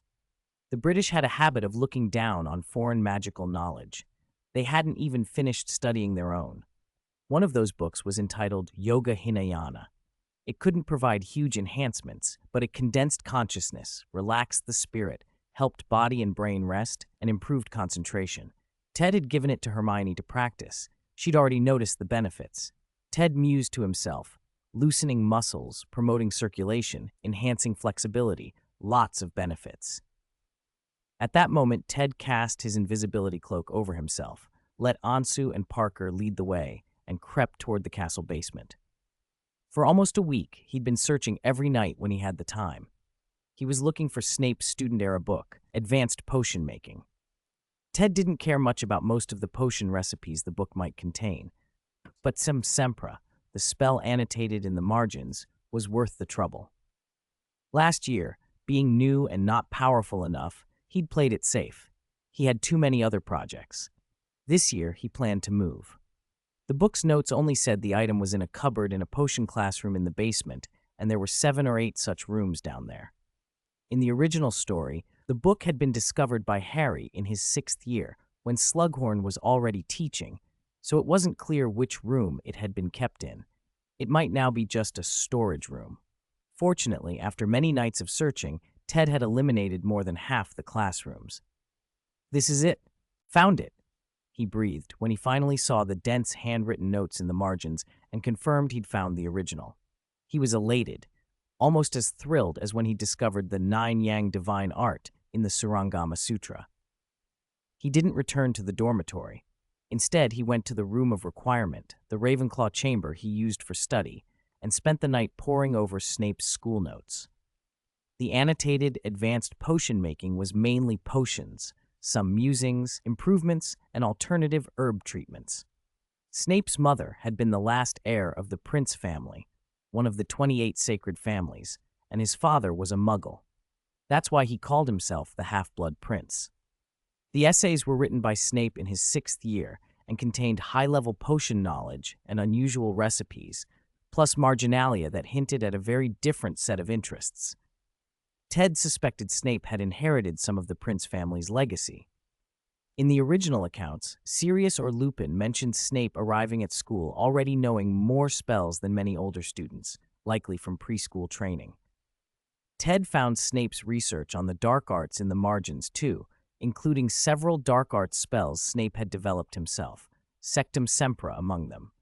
Even in his 6th year, Snape's dark arts work was deep. The notes implied he had developed dozens, perhaps hundreds, of dark spells of varying potency. No wonder he later created Sectum Sempra. Snape was a master of potions by talent, but Ted sensed his true passion had been the dark arts. He'd even sacrificed his childhood sweetheart for it. After Lily Evans died, that desire to research the dark arts had been destroyed. From then on, Snape likely never returned to that field. His mindset changed so radically that even his Patronus became the same as Lily's, a doe. Ted wasn't overly interested in Snape's tragic history. He cared about one thing, Sectum Sempra. The spell was dark, insidious, and vicious, practically a finishing blow in many situations. Ding, you diligently studied the valuable notes left by a senior at school, gained a great deal of insight, and received 124 experience points. Ted blinked. That was an unexpected reward. He'd devoured many books and notes before, and the most experience he'd gotten from any single one had been under 100 points. Snape's notes had real substance. There were still a few Ravenclaw tomes he hadn't fully parsed, so he hadn't earned any experience from some of them yet, but this find more than made up for it. "Hey, George, Fred, what are you two up to?" Harry's hand landed heavily on their shoulders, pinning them back into their seats as they tried to scramble away.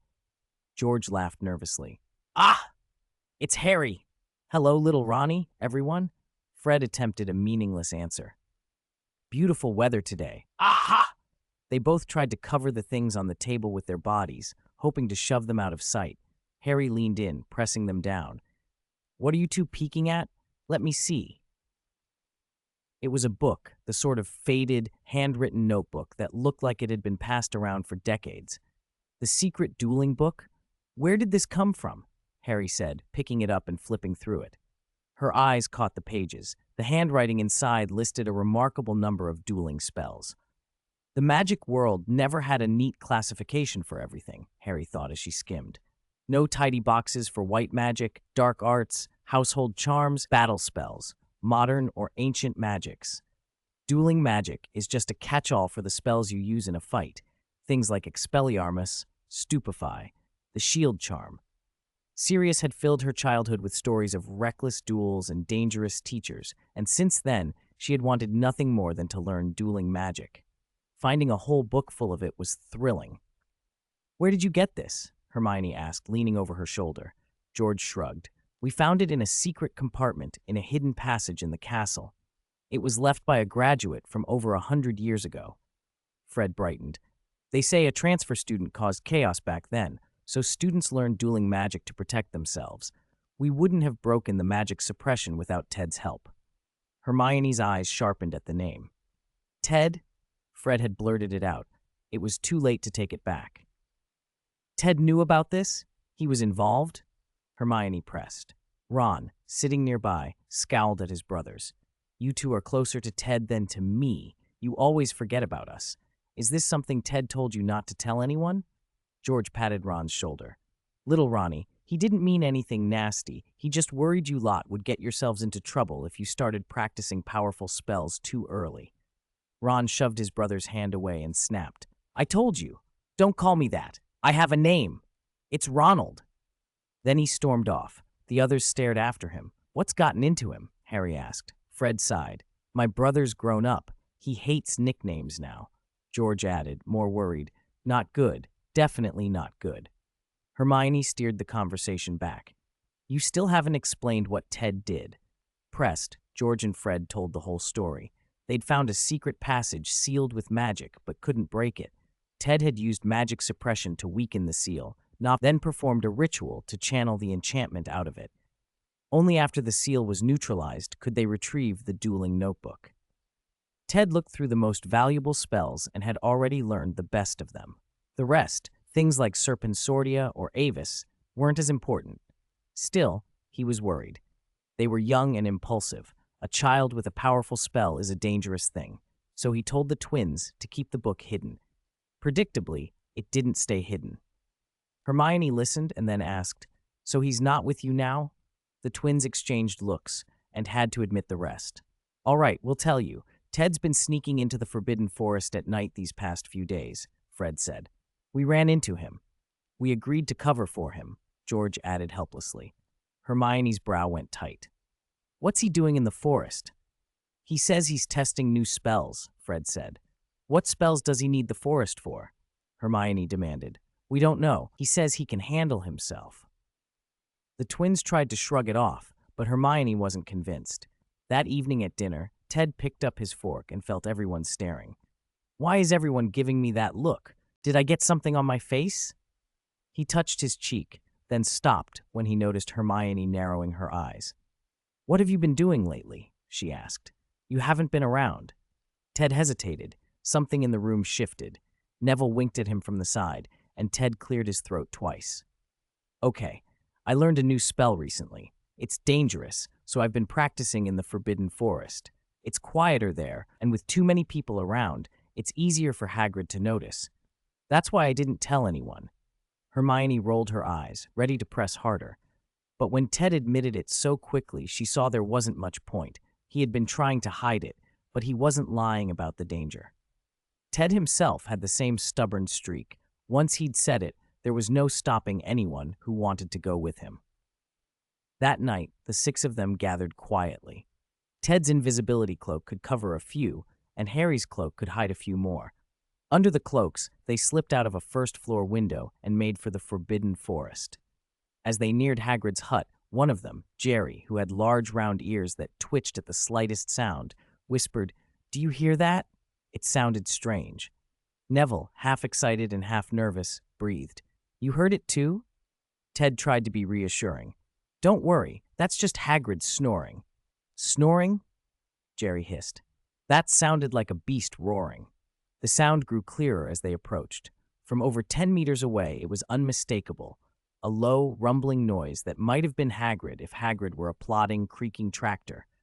As their cloaks glanced along the edge of the trees, they saw a rolling, putrid mound in a shallow clearing, two fist-sized, crusted eyes protruding from a mass of slime.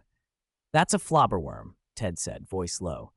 "Not exactly dangerous, just disgustingly nasty.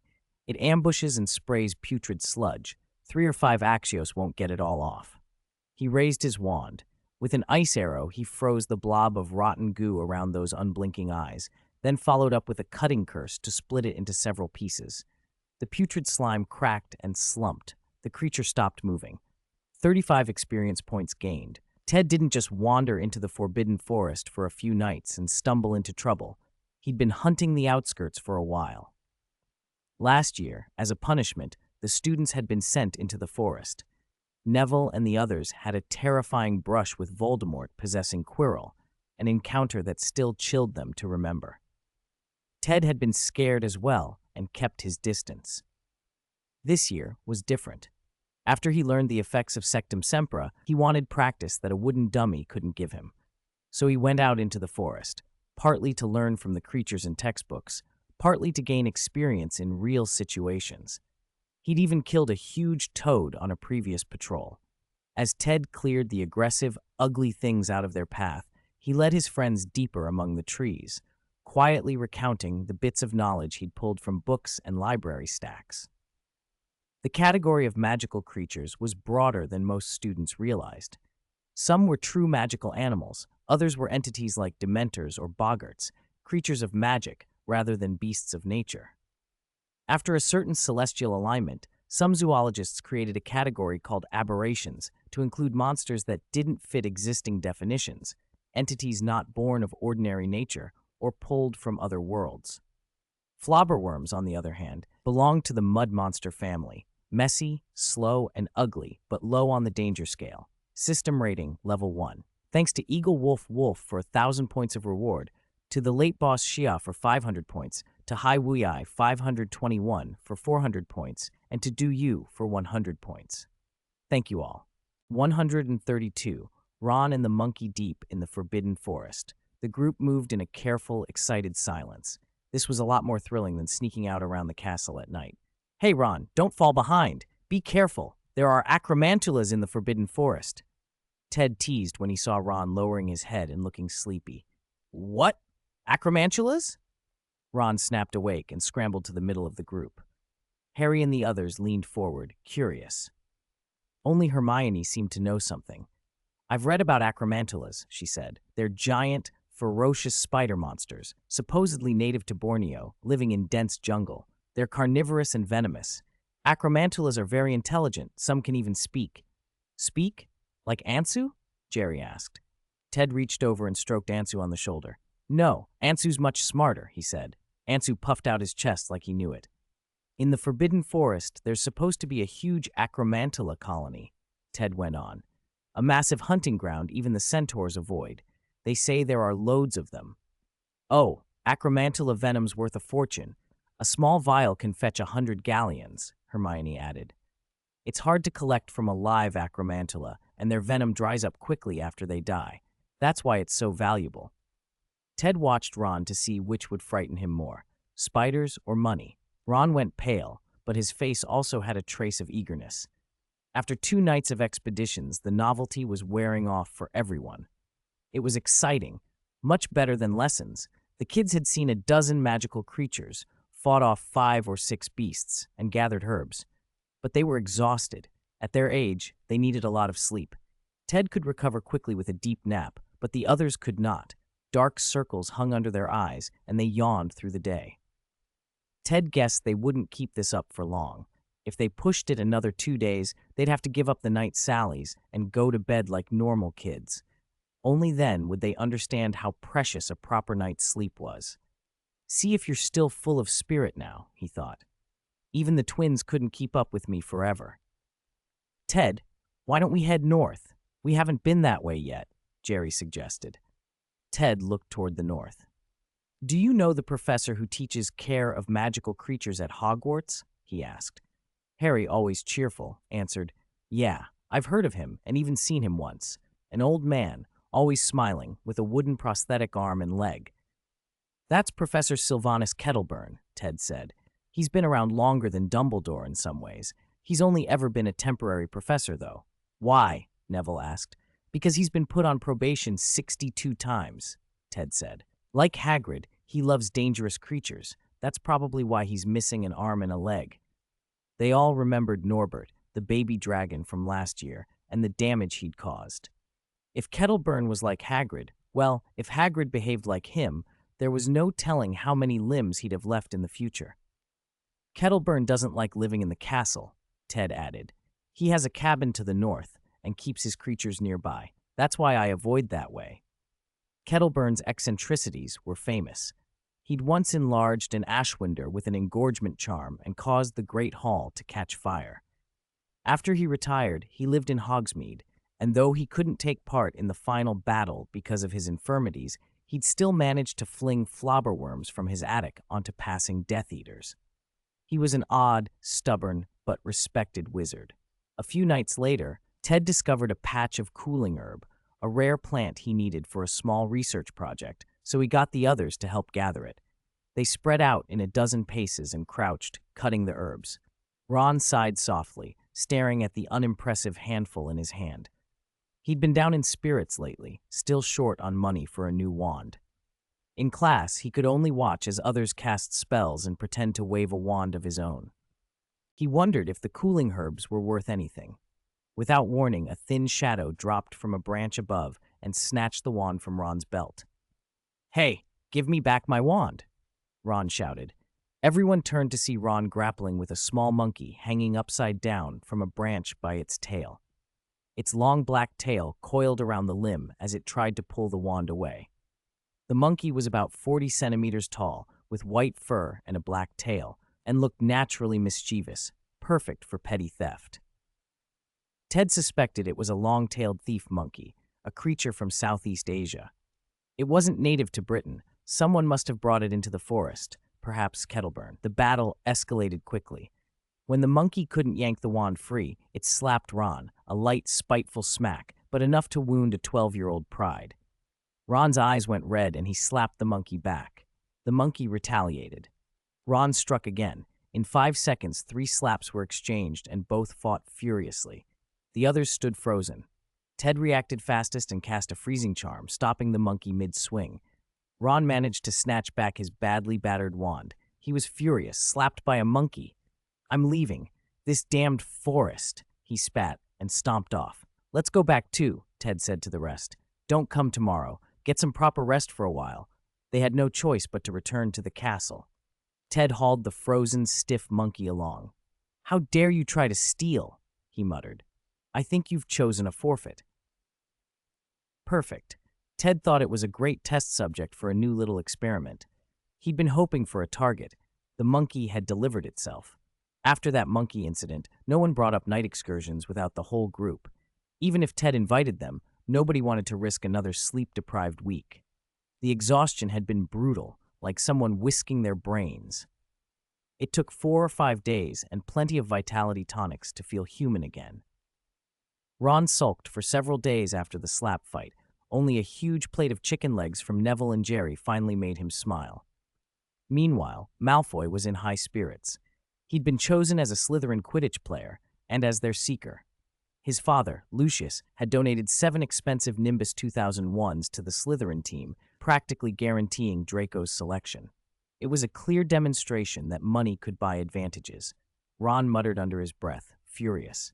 With Quidditch picking players like that, they don't even care about merit anymore. They've had the same bad brooms for years, and now it's just a name change, nothing else. And of all people, Malfoy as a seeker? He hasn't got the ability. He doesn't understand the game. The more he thought about it, the angrier he grew. If it weren't for Lockhart, he told himself, he might have had a broom this year, maybe even made the team, and the flying car and the wand, the blasted wand. Today's herbology class was shared by Gryffindor and Ravenclaw. Neville performed exceptionally well, discussing plants and techniques beyond the textbooks with such familiarity and eloquence that his classmates admired him. Professor Sprout was pleased and awarded him 10 points, which made Neville beam. After class, Ted and Neville talked about herbology. Ted was developing a new potion and needed Neville's expertise. Ted had always been good at potions, but his herbology knowledge was beginning to lag behind Neville's. The more specialized the field, the more skill it demanded, and Neville was finally able to lean on his strengths. His biting cabbages, grown in a neglected corner of the greenhouse, were thriving. The biting cabbage from China was considered a relatively dangerous magical plant in the wild. Neville had started researching it last year and had learned a great deal. Ted was curious whether the plant was truly native to China or whether, like General Tso's chicken or other specialties, it had been misattributed. He felt comforted by Neville's help. Neville, delighted to be useful, spared no effort. If you want an effect that penetrates the skin, you'll need qualities of tropical herbs. If it has to affect the blood, try dragon's blood vine. If it's for the skin, look into rot skin grass. Professor Sprout keeps some. I can ask her for a sample. They walked back toward the castle as they talked, joining other students arriving for class. Draco Malfoy, of course, was conspicuous among the Slytherins. He was taunting a smaller student, Ginny Weasley. Malfoy seemed to be taking out the humiliation his family had suffered in the bookstore on her. "Hey, Weasley," he sneered. "I've seen you hanging around outside the castle. Who are you following?" A group of second years watched with folded arms, pleased to see a Weasley girl bullied. Only one boy, Lothar, someone Malfoy regarded as his most serious rival for head boy, frowned and said, "Let's hurry to class. Don't waste time on a first-year girl." A few of the others shrugged and left. But Ginny, though pale and slight, was not timid. "Draco Malfoy? I know you," she snapped. "You parade around like a peacock, and Harry and Neville beat you up plenty last year." Malfoy was startled. Harry Potter was one thing, but Neville Longbottom? He didn't expect the little Longbottom to be mentioned as well. Ginny kept going. "Before school, my dad gave your dad a good thrashing in Diagon Alley. He ran off in a right state. Going to avenge him? Come on, try me." She had already pulled out her wand and pointed it at Malfoy. Several onlookers laughed. No one expected a first-year girl to lecture Malfoy. Malfoy's anger flared and then curdled into annoyance. He didn't want the scandal of using magic on a younger girl. His reputation mattered more than settling the score. Just as he began to turn away, Neville and Ted arrived. Neville shouted, "Malfoy, what do you think you're doing?" Relieved to face Neville instead, Malfoy sneered and decided to leave. Ginny had put her wand away and put on a fragile, pitiful expression. With her pale face, she looked small and helpless, exactly the image Malfoy hoped would make him look cruel if he retaliated. Neville, however, had his wand out, taken into a sword-like stance from too much practice with swordplay. It was just habit, but it looked dramatic. I can't be bothered with you," Malfoy said, and he threaded himself and a couple of his lackeys through Neville and Ted to go to the greenhouses. Ted subtly flicked his wand and cast a small modified charm on the departing Malfoy. Magic trick. Modified. Originally a simple charm to change an object's color or shape, Ted had been experimenting with local variations. He had recently worked on a color-changing incantation, Daisies, Sweet Cream, and Sunshine, the same one Ron had tried on the train and failed to cast. Ted combined the color charm with the trick, broadening its effect. Malfoy didn't notice as his hair suddenly turned bright yellow, actually a glowing, almost Super Saiyan shade, and stood up in an absurd halo. The passing students snickered. Malfoy's face went white. When the excitement dissolved, everyone dispersed to their classes. Neville turned to Ginny, awkward and concerned. "Ginny, are you all right?" She shook her head but said, "I'm fine. Malfoy's right that my family's not rich. I don't care." Neville fumbled for words. He glanced at Ted. Neville still found Ginny's earlier fierceness intimidating after their meetings before school. Ted had moved off to speak with Luna, and Neville had to try to comfort Ginny on his own. Ted had walked a little way and joined Luna Lovegood, who was wearing a pair of carrot-shaped earrings and looking serenely vacant. "Luna, it's almost been 2 weeks. Are you settling in?" Ted asked, being neighborly. Luna nodded slowly. "School is fine, but my things keep disappearing. It's very annoying." Ted frowned. Missing items in Ravenclaw Tower, petty thefts. He understood the situation immediately. "I'll talk to our classmates and help find your lost things," he said.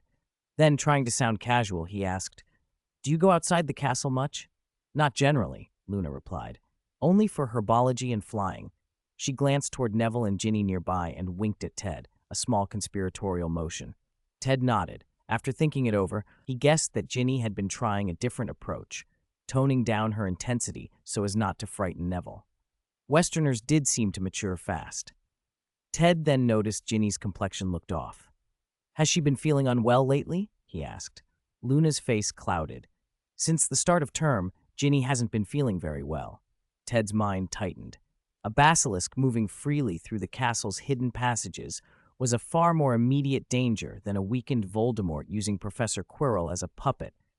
Quirrell, repulsive as he was, wasn't going to kill indiscriminately, but a basilisk would.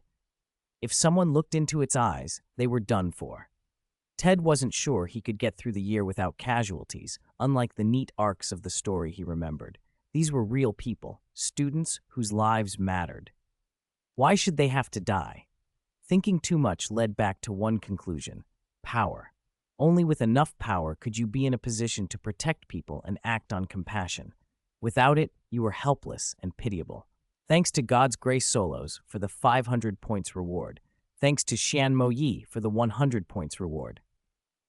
Chapter 134, October Knowledge, Transformation. Ted threw himself into magic and potion making. His days were full of experiments and studying. Even Hermione joked that he was as busy as a spinning top. They barely saw each other outside of class. Ron had been withdrawn too. After the monkey incident in the Forbidden Forest, which had ended with him getting slapped, he'd been sullen and listless. If Jerry and Neville hadn't been so loyal with homework help, Ron might not have completed a single assignment. I need to find a way to help my little brother. Or maybe track down his sister, Ted thought. After almost 3 weeks of trial and error, testing 22 different herbs, he finally hit the right formulation. He stopped stirring, sat back, and watched the cauldron. A milky, ointment-like potion bubbled gently, and a satisfied smile creased his face. The abandoned classroom was lit by torches, shadows dancing across the walls. A large black raven preened on a clothes rack nearby. A red-striped amethyst, 8 jointed legs and a pair of eyes, studied an open book. The whole scene could have been in a horror film. In a cage, the long-tailed thief monkey stared with wide eyes. Ted had removed its fur with a hair removal charm. It looked absurdly bare, more Sun Wukong than monkey. A cage of white mice had received the same treatment, the fur shaved from their backs. Ted took a small glass vial, used his psychic focus to pull the milky potion into it, and removed his blue apothecary gloves. Those gloves had sped up the process. Without them, the work would have taken far longer. Petrificus totalis! He aimed his wand and froze the thief monkey, which pressed against the bars, terror written across its face. It wasn't dead, just terrified. Ted produced another bottle, this one a sickly green liquid. He drew a few drops with a muggle glass dropper and placed them on the bare back of one of the mice. Within seconds, the mouse squeaked, and a cluster of red, swollen bumps appeared. This was the weakened version of Neville's failed scab potion. It wasn't as potent as Neville's original, but it was perfect for testing. Delighted, Ted dabbed the white ointment he had just made onto the mouse with a cotton swab. 20 or 30 seconds later, the bumps faded, the skin smoothed, and the mouse quieted as if nothing had happened. "Good. Keep going," Ted murmured. Next up, the primate. The hairless monkey watched the human boy approach and trembled, its eyes rolled wildly. Ted took his time, confirmed the potion's effects on the mice, and then cautiously observed the monkey after administering a tiny dose. The result held. The next logical step was human testing. "No," he told himself, "not Malfoy. He doesn't deserve it." And then he laughed inwardly at his own conscience. He understood now why many researchers balked at experimenting on humans. In the end, he'd have to test it on himself. He applied the green test potion to his own face first. It didn't sting, only a heat spreading across the skin. 10 seconds later, it began to itch. He touched his cheek and felt large bumps forming. In a mirror, his face flushed red, as if on fire. "Great sacrifice," he grumbled, looking comically tragic. Ansu and Parker, who had been watching, came closer. Ansu squawked and hopped back, covering his beak as if embarrassed. Parker, a construct with only 2 psychic eyes, said in a flat voice, "My poor master, why do you do this to yourself?" Ted ignored them and dabbed the white ointment over the rash. The itch faded. He watched as the bumps subsided until his skin was smooth again. Checking the system panel showed no abnormality. Success. Worth the half-month of toil, he decided, smiling. Now that he had a working formula, funding became the practical problem. The copper-to-gold transmutations had supplied a one-time windfall, but he couldn't keep turning up Gringotts every month without drawing attention. He needed a steady, legitimate income. He christened the product Pimple-Free, an all-purpose remedy for dull skin, acne, pimples, and other bumps. A miracle for beauty, he thought. Developing it had been harder than he first imagined, even with access to the great library, the herbology greenhouses, and the forbidden forest. The key had been the otherworld knowledge he'd traded for earlier, the Sule Pao bubble alchemy recipe notes, green. Although he'd only reconstructed part of the notes, they had shaped his approach and given him a high-level framework for potion design. Hogwarts's potions teaching was valuable but conservative, an old master-disciple model that sifted and trained a few talented wizards, not a system for mass production or innovation. It was brilliant for elites, but left many graduates unable to brew a simple remedy on their own. That night, Ted wrote to Mr. Giggs to act as an intermediary with the senior witch at a beauty salon he had a complicated relationship with. Their last collaboration on a hair dye potion had gone well. This time he proposed a profit share. Demand for Pimple-Free would be huge. Women, witches included, would gladly spend on their faces. Ansu flew back and forth between Hogwarts and Diagon Alley several times to sort contracts and materials. Mr. Giggs began stockpiling the necessary ingredients. Madame Purnell agreed to offer the treatment at her salon. Ted entrusted Giggs to source other alchemical supplies for further experiments. Before he knew it, October arrived. He woke to a system message. Ding. Talent, otherworld knowledge, gold, triggered. Discovered, Druid transformation research, blue. The entry described the research notes of a night elf druid on transformation spells. Ted could exchange 540 experience for the full read. He hadn't had any good knowledge drops in months, but this was valuable. Animagi and human transfigurations were considered cutting-edge in local magical practice. Animagi especially so, allowing wandless voluntary transformation into a single animal. Human transfigurations were even more dangerous, often used on others and liable to erase or warp the subject's human mind if prolonged. But Ted wasn't interested in animagi or crude human transfigurations. He spent the experience without hesitation. The night elf druid of the Cenarian Circle had mastered 5 forms: bear, night leopard, owl beast, traint, and storm raven. It was a genuine breakthrough in transformation research. As Ted absorbed the knowledge, the system chimed again. Ding. You have roughly absorbed the knowledge about druid transformation spells, gaining much. Transfiguration +1 level. Perfect. An unexpected bonus. Ted grinned. This month had just gotten a lot more interesting. 135. Snape is definitely jealous of me. Compared to spells, Ted's talent and interest in transfiguration were nothing special. He hadn't expected to make up for it like this. By taking this route, he saved a lot of skill points. It was a pity that Pimple-Free was still a low-level potion with little technical depth. Otherwise, his potion skill might have leveled up too. Now the experience required to level up had increased, and Ted still hadn't reached 10,000 XP. The druid transformation path was vastly different from a wizard's, and Ted didn't dare try it yet. He decided to raise his transfiguration level first. Don't try choices that might have irreversible consequences. Ted was very happy after successfully developing the potion and gaining valuable otherworld knowledge. It was time to relax a bit. Constant tension wasn't healthy. I've been researching potions for over half a month, he told his companions. Can't I enjoy myself?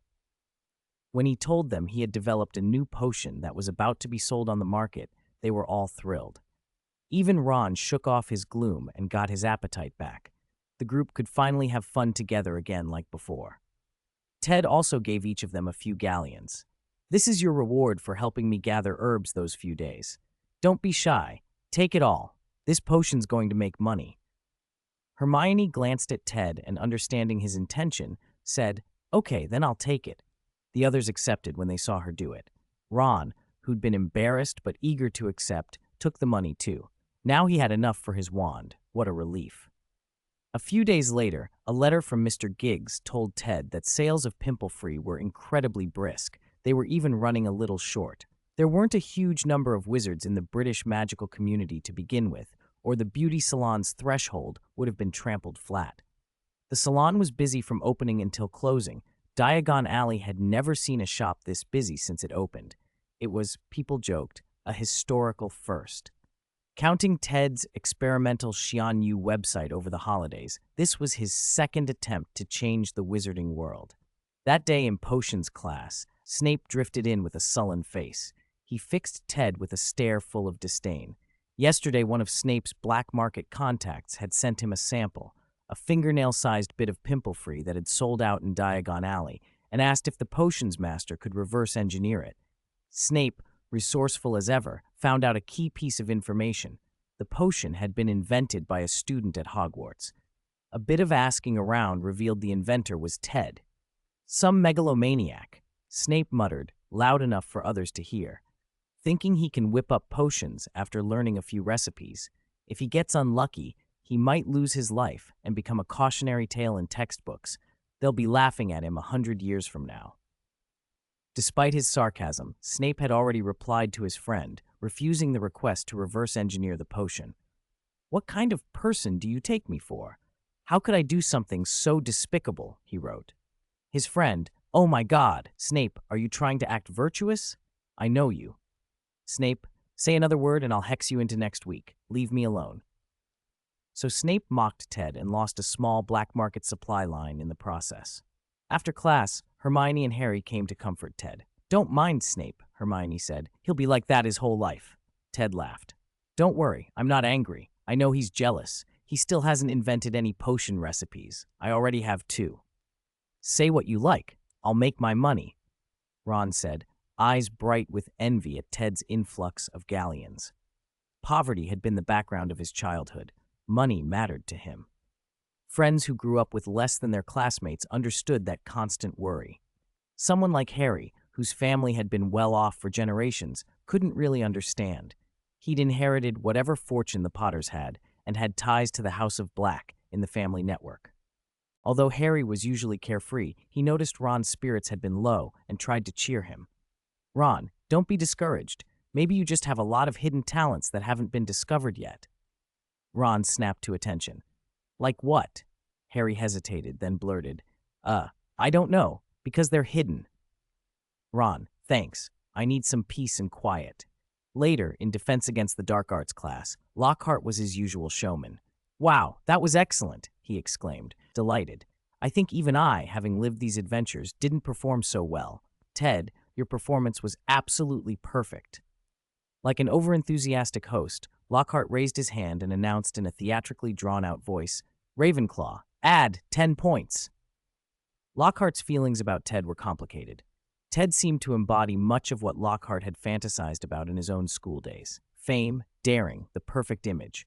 Even reenacting the scenes Lockhart had written about made Lockhart glow with pride. For the students, though, the only fun in Lockhart's class now was watching Ted and his friends put on their little plays. Most had already lost hope in Lockhart. Before school started, everyone had been excited that such a celebrated adventurer and best-selling author would teach them, but when you get close to an idol, the mystery disappears. Even famous people had mundane habits that ruined the sense of awe. Still, Ted had been praising Lockhart for weeks and had finally completed the assignment. Ding, task, easily win 100, completed. Reward, 300 experience, random card. If other professors hadn't criticized how freely Lockhart handed out points, Ted might have finished the task in a week. Back at his seat, pretending to read, Ted actually checked the 3 cards the task had yielded. All 3 had green borders. The first card showed a large willow with a thick trunk, oddly familiar. Wasn't it the Homping Willow? This one looked like it had not yet been attacked by a car. Material card. A magic-conducting branch from a 300-year-old Homping Willow, an excellent magical material. This one appeared to be from a different tree. The school's Homping Willow is only about 20 years old. The second card was a photo, Lockhart grinning broadly at Ted, teeth flashing. Lockhart's charming smile photo. Item card, Throwing this photo can attempt to subdue a female ghost, although it may backfire and enrage her. Note, if sold to his fans, it could fetch about 30 galleons. The third card was straightforward, 200 EXP, experience card. Experience card use, gain 200 experience points. Uses 1-1. The photo was out of the question. If anyone saw him with it, they'd think he was a brain-dead fan, and honestly, Ted was tired of that face. How long had he been the straight man, while Lockhart sat back and took credit for everything? He'd play along in classes, sure, but he didn't need a souvenir. As for the willow branch, he couldn't think of a use for it. He wasn't going to weave baskets, so he chose the experience card. 200 experience was nothing to scoff at. Without a task, he might not earn that much in 3 or 4 days. At dinner, the group devoured their food again. Ron attacked his meal with both hands, 2 chicken legs to line his stomach right away. Jerry scooped a small plate of cheese onto his plate and steadied himself. Neville was thriving. He'd shot up and broadened out, now half a head taller than most and putting on muscle. If it came to bare hands fighting, he might struggle against Malfoy's trio alone, but against 2 of them, he'd have a fair chance. Neville's appetite matched his size, 2 steaks and 3 meat patties to start.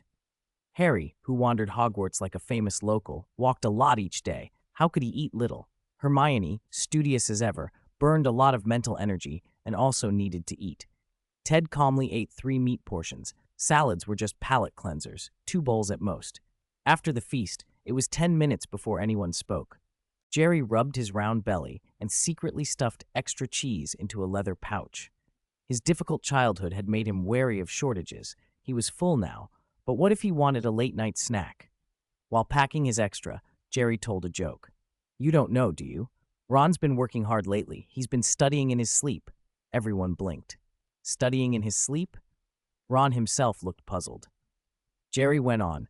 "Lately, Ron's been mumbling in his sleep. Can't understand this. Too hard. I can't do this problem." Jerry glanced around. Before, Ron's sleep talk was more like, "Pass the chicken legs, another lamb chop, apple pie too." The others burst out laughing. Even Ron, frowning and confused, wondered why his dreams had taken a sudden turn for the academic. 136. Impossible cannibalism. Late at night in Ted's private laboratory, Ansu and Parker kept watch, making sure no professor or Filch stumbled in. Ted and Madame Norris had become unlikely friends. The cat slipped up to his room for snacks without Filch noticing. She had developed a particular taste for the white mice, which made Ansu very unhappy. The little spirit would often dive-bomb her in empty corridors in revenge. Filch even thought the cat was ill when she started refusing his food and marched her to the school hospital for medicine. Under the lamp's glow, the cage still held several white mice and that long-tailed thief monkey. Logically, the experiment should have been finished and the monkey released. After all, Professor Kettleburn had been loudly missing his animal. But Ted had new questions. For the past few days, he'd been secretly researching Azeroth's aquamancy and the conjure food spells. To him, those 2 were among the most difficult foreign magics to reproduce in the native system. If he hadn't gained a point in transfiguration after his druid transformation, he wouldn't have dared try at all. Other branches, fire magic, magic suppression, even evocation, left detectable traces. Evocation could restore a lot of magical energy very quickly and along certain wizardly bloodlines that made sense. But aquamancy and conjure food were different beasts. Aquamancy was the easier of the 2. At least the wizarding world had aguamenti to create water. The question was whether the water could be made drinkable and whether it could restore magical energy or stamina. Conjured food, however, was another matter entirely. In theory, the magic world could create the appearance of food, but Transfiguration's Gamp's law of elemental transfiguration, the 5 principal exceptions, says food cannot be conjured out of nothing. You can transform ingredients into food, flour and water into bread, for instance, but pure creation is forbidden, or at least unreliable. Ted's experiments bore that out. Water produced by his aquamancy was drinkable, the mice and the monkey would prove that, but conjured food was not. A mouse that ate a conjured donut died in agony within 5 minutes. Dissection showed severe stomach damage and no remaining food residues.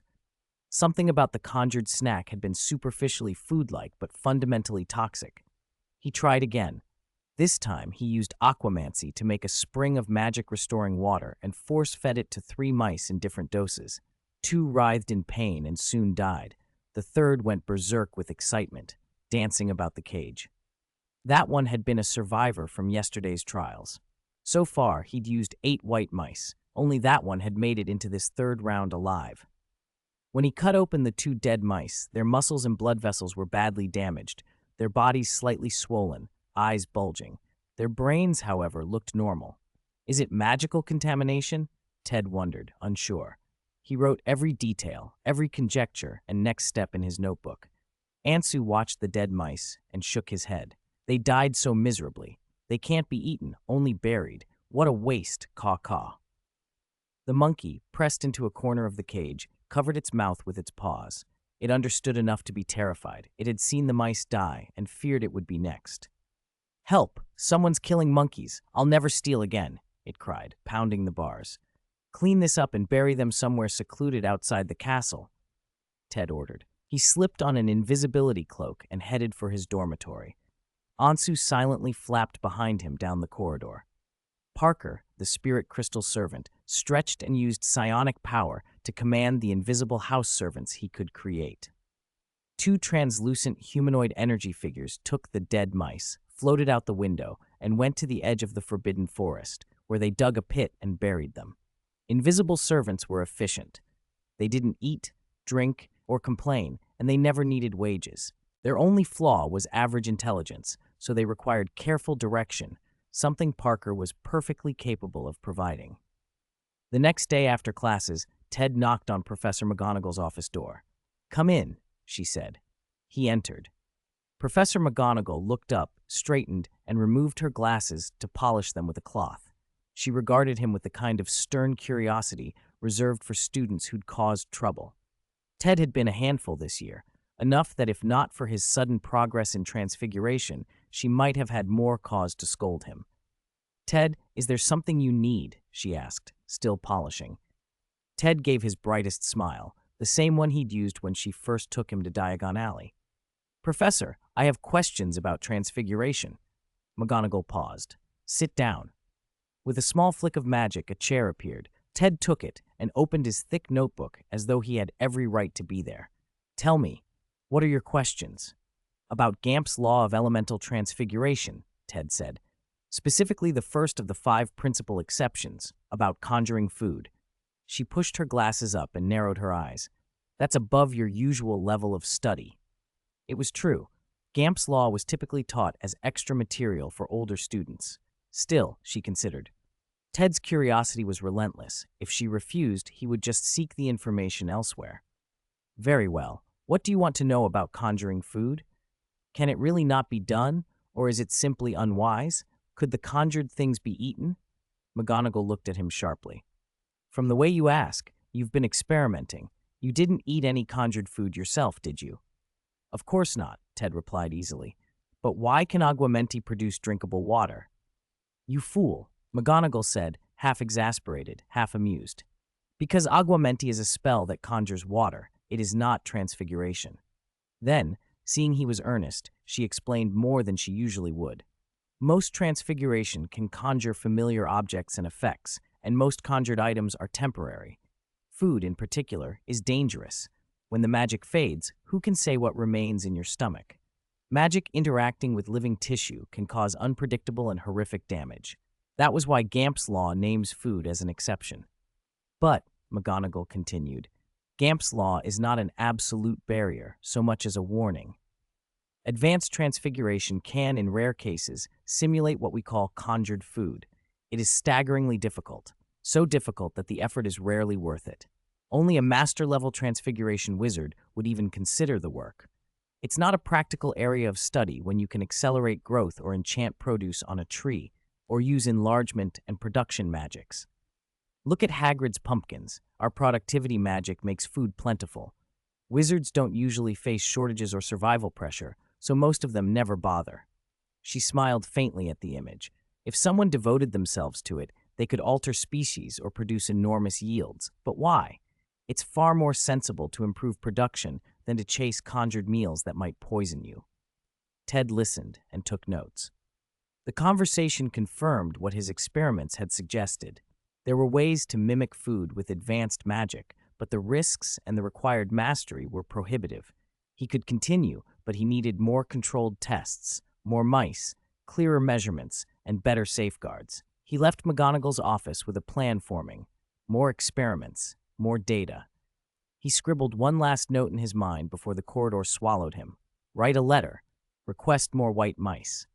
Chapter 137. The Technological Breakthrough Brought by the House Elf.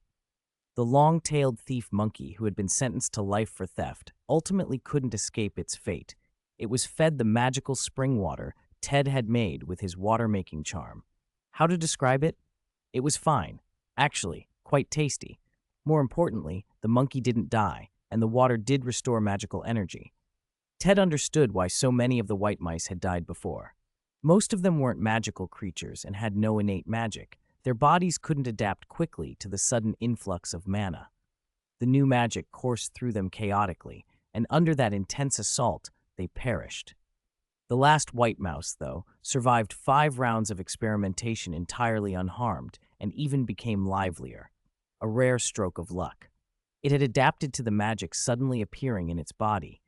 After multiple feedings by Ted, its biology underwent a beneficial mutation, and it actually developed its own magic. Ted detected a faint, persistent magic within it, not transient residue from the spring water, which would have dissipated quickly, but real internal magic. Based on the knowledge of magical creature bloodlines and modification he'd inherited from Professor Quirrell, this white mouse had genuinely become a magical creature. It was an unexpected success. Professor Quirrell's first created magical creature had come only after years and hundreds of experiments. Ted had achieved a new type of magical mouse simply by feeding it water. Ted took the newly magical white mouse to the window. "You're lucky. I hope your luck holds." He smiled and with a casual flourish tossed the little mouse out the window. The long-tailed thief monkey in its iron cage gripped the bars and stared at the view, then at Ted with unbearably hopeful eyes. It looked like it wanted freedom too. Ted only said, "Wait a bit longer. You still have a very important task."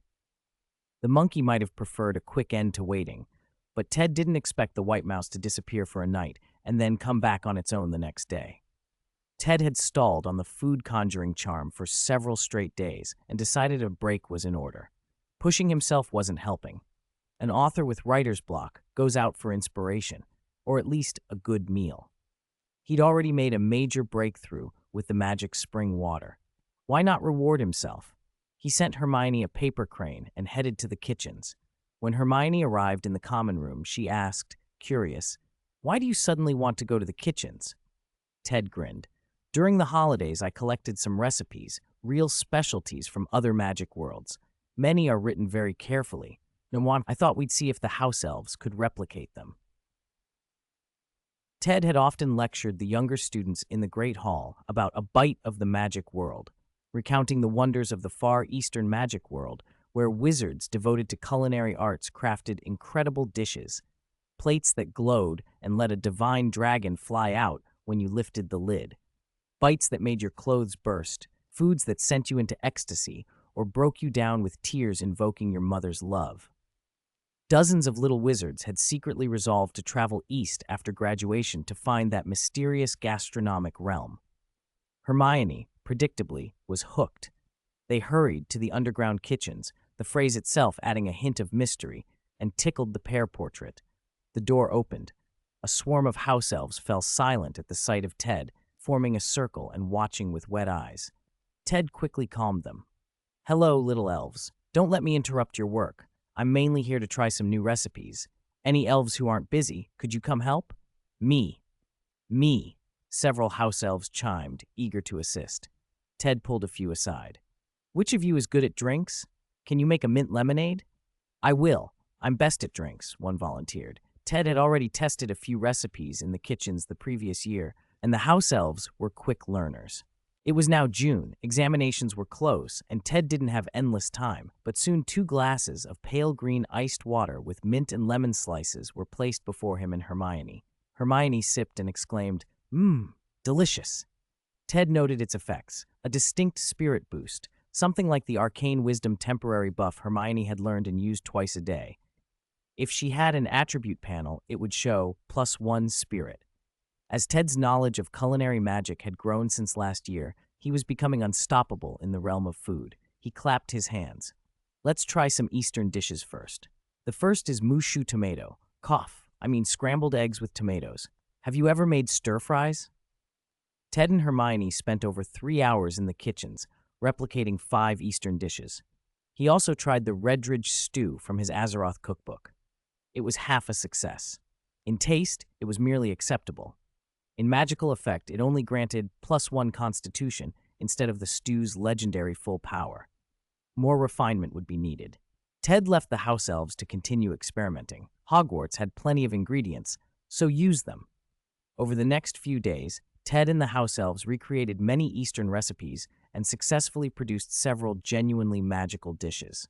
They hadn't yet made one that made you burst out of your clothes the instant you ate it, but they managed dishes that emitted a flash of light when you lifted the lid. Ted had added lumos to the recipe and planned to decorate a few lids with miniature dragons.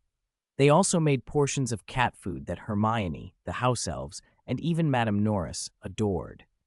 The dishes had various effects, maintaining body temperature, restoring stamina, soothing the spirit. And a friendly reminder from Ted, owls are wizards' friends. Please don't feed them fattened chickens. Through developing recipes with the house elves, Ted realized something he hadn't considered before. There's magic outside the wizarding system. House elves and Gringotts goblins aren't supposed to use wands, but they do use magic, often without wands, and their magic belongs to a different system. House elves can apparate inside Hogwarts, even through anti-apparition wards, because their version of the effect is fundamentally different from wizard apparition. Goblins have their own systems. Centaurs use astrology and plant-based magics. If he couldn't get help from the wizarding system, perhaps he could harness the house elves' innate household magic. Their facility with domestic spells was unparalleled, almost instinctive, and they could decipher and reproduce Ted's magical food recipes in days. So Ted consulted them about conjuring food, and they were thrilled to try. "Excellent. It's been 5 hours, and all 5 white mice are safe and sound," Ted announced, overjoyed. Then he looked back at the long-tailed thief monkey in the cage. It had put on weight in the meantime and pleaded, "Please let me go. I really can't eat anymore." That evening, Jerry chattered to his friends about he and Neville's encounter. On their way back from the kitchens the previous night, they'd run into nearly headless Nick. As Gryffindor's resident ghost, Nick knew Neville well. He liked the boys' night excursions and often met them, giving directions or a chat. Nick was delighted to see Jerry and Neville and immediately invited them to his 500th Death Day party the next evening. Jerry had the sense to decline on the spot, claiming that they had already arranged to dine with friends on Halloween Eve. Otherwise, Neville, who couldn't refuse, would surely have accepted. Jerry had been hungry for 2 days and wasn't going to miss the Great Hall feast. Harry, though, was intrigued by the idea of a party attended only by ghosts. "There's nothing wrong with going to see it," Ted remarked lightly. "When you die, you can have a Death Day party every year." Hermione suddenly looked at Ted. Tomorrow is Halloween Eve again. She remembered Ted's warning from the previous year that something always happened at Hogwarts on Halloween. Ted winked at her. "Just you wait and see." This chapter was written half a month ago. Who would have guessed it would coincide with this matter and result in being called a fan of Xiaoguo? Just my luck. In the past, when the school held events like sports meetings, the school leaders would say things like this, but never treated it as illegal. Change it quickly. Don't get caught up in trouble. 138. Halloween Carnival. Green. The next day, Halloween Eve, the students were noticeably restless. There were only a few chances a year for this kind of revelry, and Halloween was the biggest. Morning classes passed well enough, but by the afternoon, that electric buzz had crept into every classroom. The professors were understanding. How many generations of mischief had they seen? Each group, of course, convinced itself it was the worst they'd ever had, so the afternoon lessons turned into story hours. Professor Flitwick chatted with the students and even invited a few to come up and tell tales. Ted, who loved any chance to show off in front of his dean, shot his hand up first. Flitwick called on him. Ted considered something melodramatic. The sorrows of life are like eastward flowing water for maximum web novel shock. But in the end, he went soft and spun a goofy, affectionate retelling of One Woman and Seven Men, the Calabash Brothers. In Ted's version, the snake demon and scorpion spirit were wicked dark wizards, and the seven Calabash brothers were seven magical children raised by an old wizard who'd found Merlin's dropped treasure pearl and grew them from it. The localization was genius. Classmates kept peppering Ted with questions afterward. Does Fire Calabash Boy specialize in fire spells? How does Water Calabash Boy even cast a spell to suck water back? Did Sixth Calabash Boy learn the disillusionment charm at birth? Hermione even debated seriously with Ted whether Merlin's treasure pearl could exist. Ted grinned. Treasure pearl? Doesn't exist. It's not natto. I don't know if calabash seeds can grow kids, but other kinds of seeds can. Life at Hogwarts was cozy and a little monotonous. Magic was fascinating, but mostly a private affair. Ted couldn't very well drag all his friends into experimental magic. They wouldn't want it. So he found other ways to pass time. Wizards' chess and gobstones were boring. Ted invented a magical version of Monopoly with enchanted dice, pawns, and a semi-automated board that played background music. Hermione almost got addicted. Harry and a few others had slipped into the same trap. Whenever they had free time, they'd play, sometimes with a dozen people crowded around a 4-player game. The Weasley twins wanted to partner with Ted to mass-produce magical Monopoly and sell it. Ted decided that would be a bad idea. These friends with little experience resisting games would be ruined by addiction. So he switched tactics. Storytelling. Ted launched into serialized retellings of every great anime he could adapt. 7 Magic Orbs, Naruto Wizard, Full-Time Wizard, Wizard King, Demon Slayer Wizard, JoJo's Magic Adventure. He'd tell half an episode, then cut it off to leave them hungry. They'd work harder and finish homework for the next installment. Within a few days, the gaming addiction was gone, replaced by a different kind of obsession. His friends now wanted to kill him. The Halloween Eve feast approached. The Great Hall was a blaze of lights and decorations, even more festive than last year. After Ted's infamous pea-holding prank memories, nearly everyone had dressed up. Vampires bared painted fangs. Witches wore absurdly long, glued-on noses. Zombies staggered with greened faces. Some costumes were clever, others lazy, a sheet with 2 eye holes, but everyone was enjoying the release that came with a mask.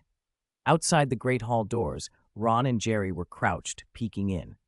"Hurry up, Ron. You're taking forever," Jerry hissed. "Don't worry, our outfits will be the coolest," he added, patting Ron's back. Ron blinked at his reflection, his head poking out of a giant roast chicken leg costume, while Jerry was stuffed inside a comically Swiss cheese outfit. His face burned. "Are you sure?" he muttered. "Trust me," Jerry said. "We'll wow everyone." They walked into the hall amidst a crowd hoping to be shocked. Trolls, werewolves, vampires, they'd all lost their novelty. Then the room went quiet, stunned by Ron and Jerry's entrance. A giant turkey leg? A big wheel of cheese? Ron wanted the floor to open and swallow him. The shock didn't last. A higher energy interruption stole the crowd's attention. The Weasley twins were up on one of the long tables, in outrageous costumes, chains, black trench coats, odd hats, the other with golden pants, green polka-dotted shirt, a green vest, and a glittering green jewel on his forehead. They struck dramatic, exaggerated poses, their very own JoJo poses, practically radiating fanboy glee. At Ted's suggestion, they were promoting JoJo's Magic Adventure, and they'd even learned the basics of invisible servants from him, determined to cultivate their own stand users. "Family, we have something wonderful to recommend," one cried. Fred, in a ridiculous voice, "JoJo, human limits are beneath us. In my brief life I have learned, scheme all you like, and you still risk the unexpected. One must rise above mere humanity. I renounce my human nature, JoJo." George, striking another pose. "To be a true gentleman, even if defeat is certain, one must accept the challenge with dignity." Fred, posing again. Do you recall how many loaves of bread you've eaten? George, mirror posing. My heart and actions are clear as a mirror. All my deeds are righteous. They finished in a ridiculous fusion pose and declaimed together, "The Weasley family has held to gentlemanly ways for generations." Ron felt his blood drain. Even when his mother had sent him a howler, it hadn't been this mortifying. Peggy, nearby and wearing a pink hairdryer mask, watched her family's public humiliation in silence, too embarrassed to stand. The hall reacted in a confusing way. The twins' performance was absurd and embarrassing, but strangely magnetic. Students began mimicking the poses. Then, something else drifted through the doorway. A ghost. At first, people barely noticed, but Jerry's eyes widened. "Ted?" he yelled. The cry drew attention. Everyone turned to see Ted Epiphany, popular, dramatic Ted, apparently a spirit. "Ted! Ted! When did you die?" Jerry sobbed dramatically, the kind of wail that could have starred in a melodramatic clip called Eggplant Crying Horse. Ted waved a translucent hand. "Don't get too upset. I'm not actually dead." He spun slowly, grinning.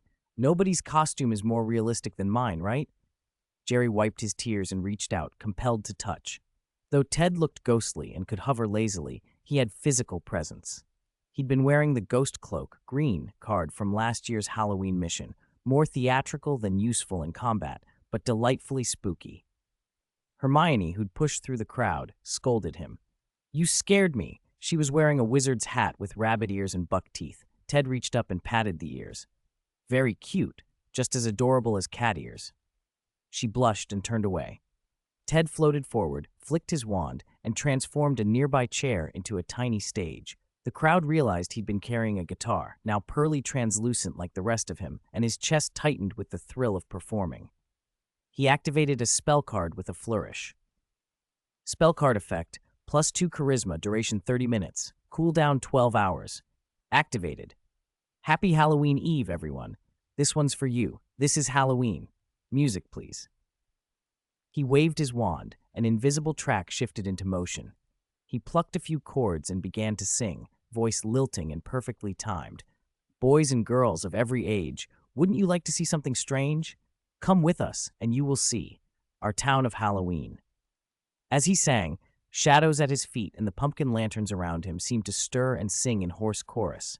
The scene was eerie and joyous at once. Ted's talent, heart-stirring voice, kicked in, amplifying the thrill and the chill.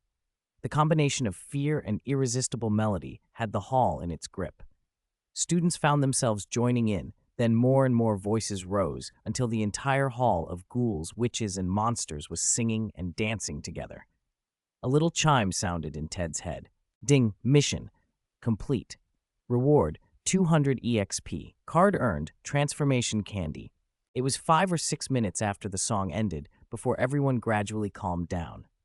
They glanced at one another, remembering how wildly they danced a moment ago and feeling a little embarrassed. Their cosplay outfits had nearly come undone. I lost my composure. The person thrashing around like a huge beetle just now definitely wasn't me. Not me. After the revelry, everyone felt pleasantly tired and a little hollow, so they sank back into their seats, murmuring to the people beside them about how they felt and savoring the strange new joy. Hogwarts was a school of magic, a castle that had stood for 1,000 years. What power kept it standing? In truth, it was the students, generation after generation of little witches and wizards. The tiny sparks of magic they let loose in everyday life don't vanish entirely. They seep into the castle, accumulate, and become part of it. And when the students celebrate together like that, it strengthens the place even more. It can even change the castle itself. Peeves, after all, is a spirit born in much the same way. Ted was already examining his new card. Transformation candy, green. Item card consumption. Transforms you into an unpredictable, different form. Quantity, 10/10 pieces. Cooldown, 1 piece recovers per hour.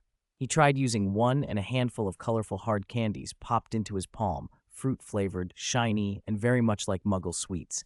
Jerry's sharp eyes caught them at once. "Hey, Ted, are those Muggle sweets too?" They'd tasted the candies Ted had brought back from the Muggle world the previous year and remembered them well. Ted grinned. "Try them. There's a surprise."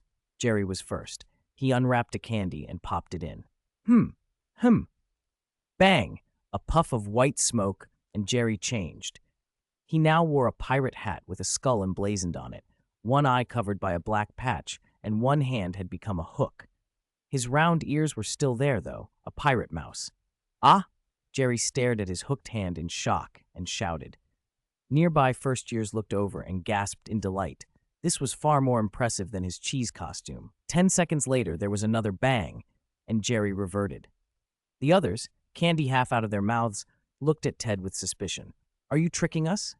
The transformed Jerry, back to himself, yelled, "Neville, Ron, shove a candy into his mouth." The three pounced on Ted. Ted waved them off, laughing. "Stop, you don't have to. I'll do it myself." He popped a candy in. Bang! He seemed to shrink. He had to look up at Hermione and the others. His hands were bone. He'd become a 1-meter-tall chibi skeleton. Ted scratched his skull, bemused. Others took notice. "So they change every time?" Harry cried. Bang! Harry herself didn't change appearance, but a pair of enormous white feathered wings burst from his back. He flapped twice and rose a little into the air. The Great Hall watched, dumbfounded, as the Gryffindor daredevil, famous for scrapping, flew for a few heartbeats with an almost saintly look about him. Then the effect ended, and he dropped into his friend's arms. Muggle-born students whispered, "Look! An angel!" Even Slytherin's table went quiet. Malfoy's eyes were wide, and his jaw dropped. His wand clattered to the bench. Bang! Hermione grew 2 rabbit ears, one perked, one flopped, and a fluffy tail bobbed behind her. "Ah!" She covered it, cheeks hot with embarrassment. Ted grabbed a napkin, spread it out like a small cloak, and wrapped it around her waist. Neville turned into a fluffy, upright lion, and Gryffindor students cheered until their palms were red. Ron turned into what looked like a puppet, even his nose flattened into a wooden peg. "I don't like this," he protested, and as he spoke, his nose started to lengthen. The younger students thought it was all part of an elaborate holiday performance by the 6 of them. Last year's act had nearly had everyone in stitches. This year seemed even better. The Weasley twins watched the scene glowingly. Countless children were begging Ted for such candies. Some had even offered to buy them. A golden opportunity, indeed. As dinner approached, conversation turned softer. Jerry and Neville prodded at what Ted and Hermione had been up to lately. Recently, the pair had been slipping off to the kitchens more than usual. Hermione smiled mysteriously. "You'll see soon enough."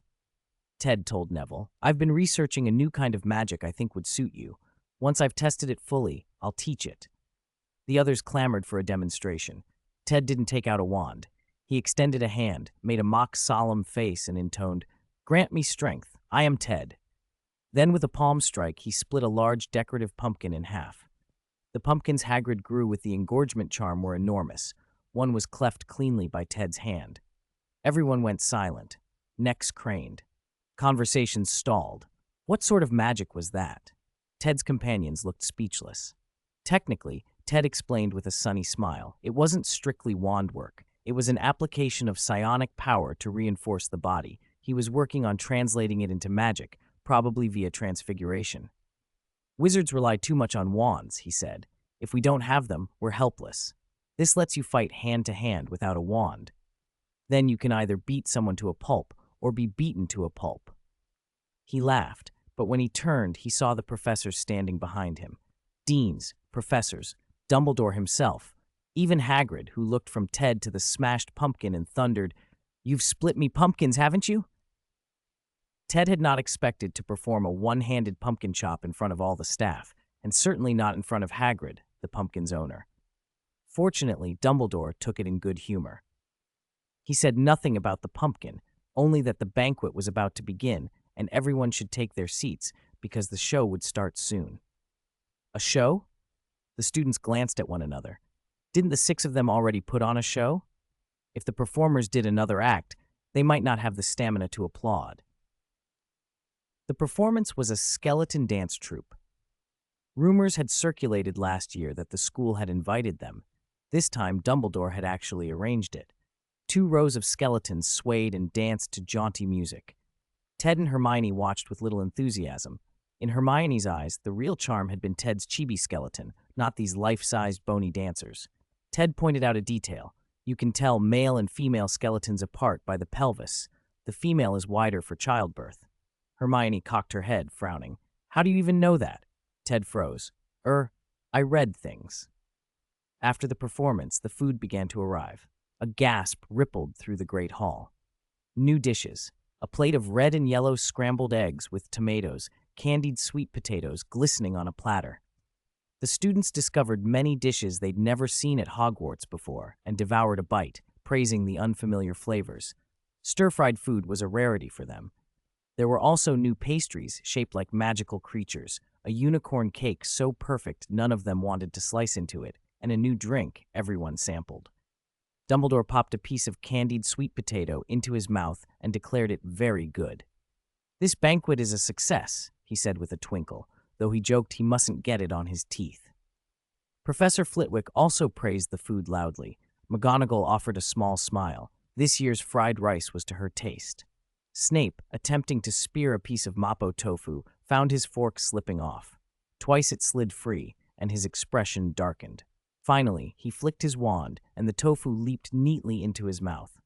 A short, awkward aside followed.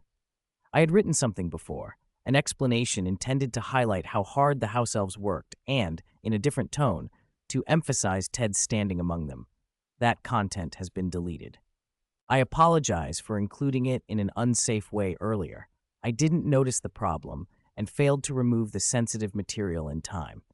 My political awareness needs improving, and I will be more careful in future. Chapter 140. The Chamber of Secrets has been opened.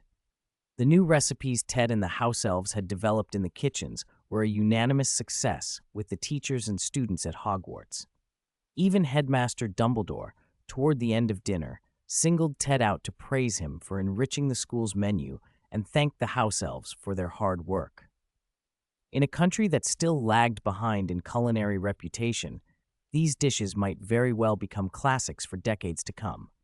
The young wizards, bellies full and happy, cheered without reservation, Slytherin included. Setting everything else aside, it was simply delicious. And Ted, it turned out, hadn't been boasting about his food after all. The banquet was winding down. Dessert plates were nearly empty. Jerry peered at the bare plate in front of him and demanded, "Where's my last piece of cheese? Where's my big piece of cheese?" Ron, with his mouth full, mumbled, "I don't know. I haven't seen it." Jerry sniffed theatrically. "I smell it." Red eye effect activated. Ron, prepare to die, then launched into mock menace. Ron, who'd been sulky earlier because his chicken leg costume embarrassed him, was suddenly back to his usual lively self. "Jerry, no!" he shouted. No one could get between Jerry and his last piece of cheese once he'd set his mind on it. Eventually, he even lectured Ron, "Eating everything will only harm you. You should eat less. My mum says when a person is hungry, they have only one worry, but when they're full, they have 1,000. Ron didn't know why he agreed, but he nodded very seriously. The students drifted back toward their dormitories, too stuffed to move quickly. Ravenclaw and Gryffindor had to pass each other on the third-floor skybridge on the way to their towers.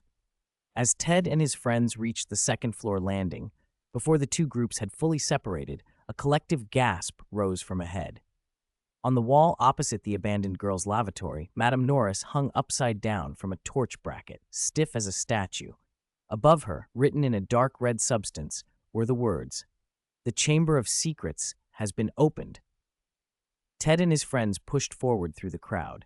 Ted narrowed his eyes. The exact wording on the wall wasn't the same as what he remembered from the original story. Was this a different timeline or a butterfly effect from his arrival? Either way, it looked like he still had work to do. The system pinged into being. Ding. Mission triggered. The Chamber of Secrets. For 1,000 years, a terrifying monster from the Chamber of Secrets has haunted the skies of Hogwarts. Find it, eliminate it, and restore peace to the school. Objective: find the monster in the Chamber of Secrets and kill it. Reward: 1,500 experience, random card. You understand how dangerous this is, right? A red grade mission, like the 7 trials from last year, but 1 level lower than the Chamber of Secrets of Ravenclaw, purple. The students whispered and stared, stunned.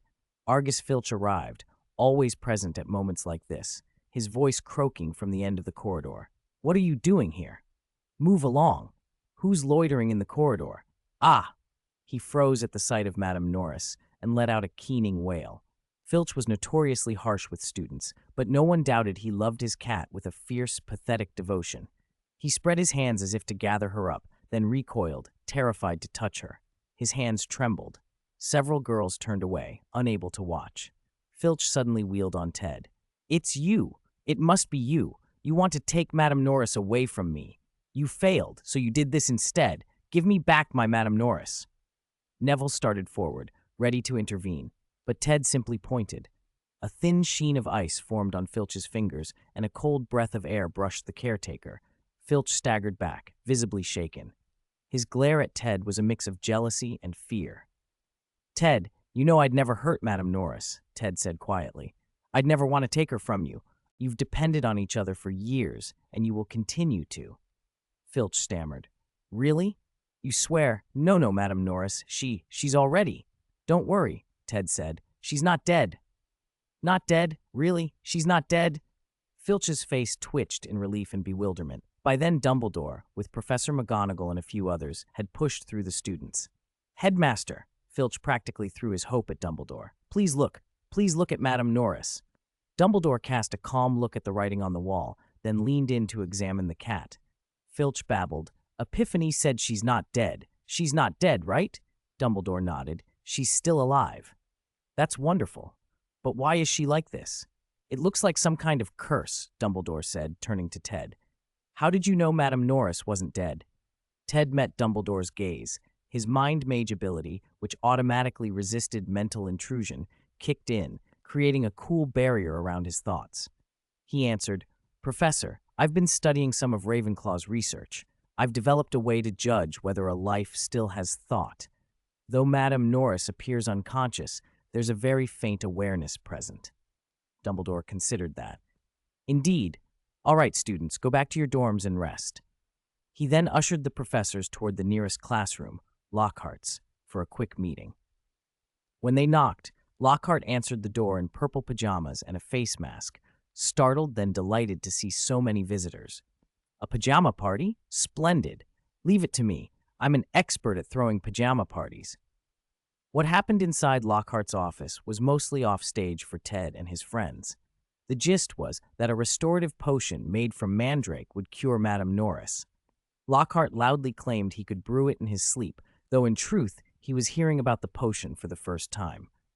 He offered to help Professor Sprout tend the mandrakes, but Sprout warned sharply that the greenhouses were full of dangerous plants now, and any unauthorized foray would be at one's own peril. Lockhart fell silent. Severus Snape, unable to stay out of the conversation, pressed Dumbledore about the Chamber of Secrets and urged better preparations to keep the students safe. Lockhart, half following the conversation and wholly thrilled, saw an opportunity. After 2 months of teaching, he'd finally found a way to redeem his reputation. A new, sensational story to hook the public. He could already picture the title, dealing with the Chamber of Secrets monster. Back in the dormitory, Ron still looked pale. Jerry whacked him hard on the back, nearly making Ron cough up his dinner. "We Rattier tribe have a proverb," Jerry declared. "A sad butt can't fart a happy fart. Cheer up, mate." Neville scratched his nose. "Jerry, you make a lot of sense, but your way of saying things is a bit fragrant." Hermione, meanwhile, had been staring at Ted and asking if he knew what the Chamber of Secrets was. Ted wanted to deny it, but Hermione suddenly reached up, took his face in both hands, and peered directly into his eyes. "Ted, do you know what the Chamber of Secrets is?" Ted choked, almost letting his mind mage defenses slip under the intensity of her attention. He coughed and kept his voice low. "Hermione, do you remember what happened last Christmas?" Hermione's eyes widened. "Are you saying?" She lowered her voice to a whisper. "Are you talking about Ravenclaw's Chamber of Secrets?" "Exactly," Ted nodded. "I found records in Ravenclaw's diary." Ravenclaw had written, "Slytherin built an underground Chamber of Secrets to cultivate the wizarding families he favored. Gryffindor even made one out of rivalry to hide things. Those two boys behaving like children. No, Ravenclaw resolved, I must build one too.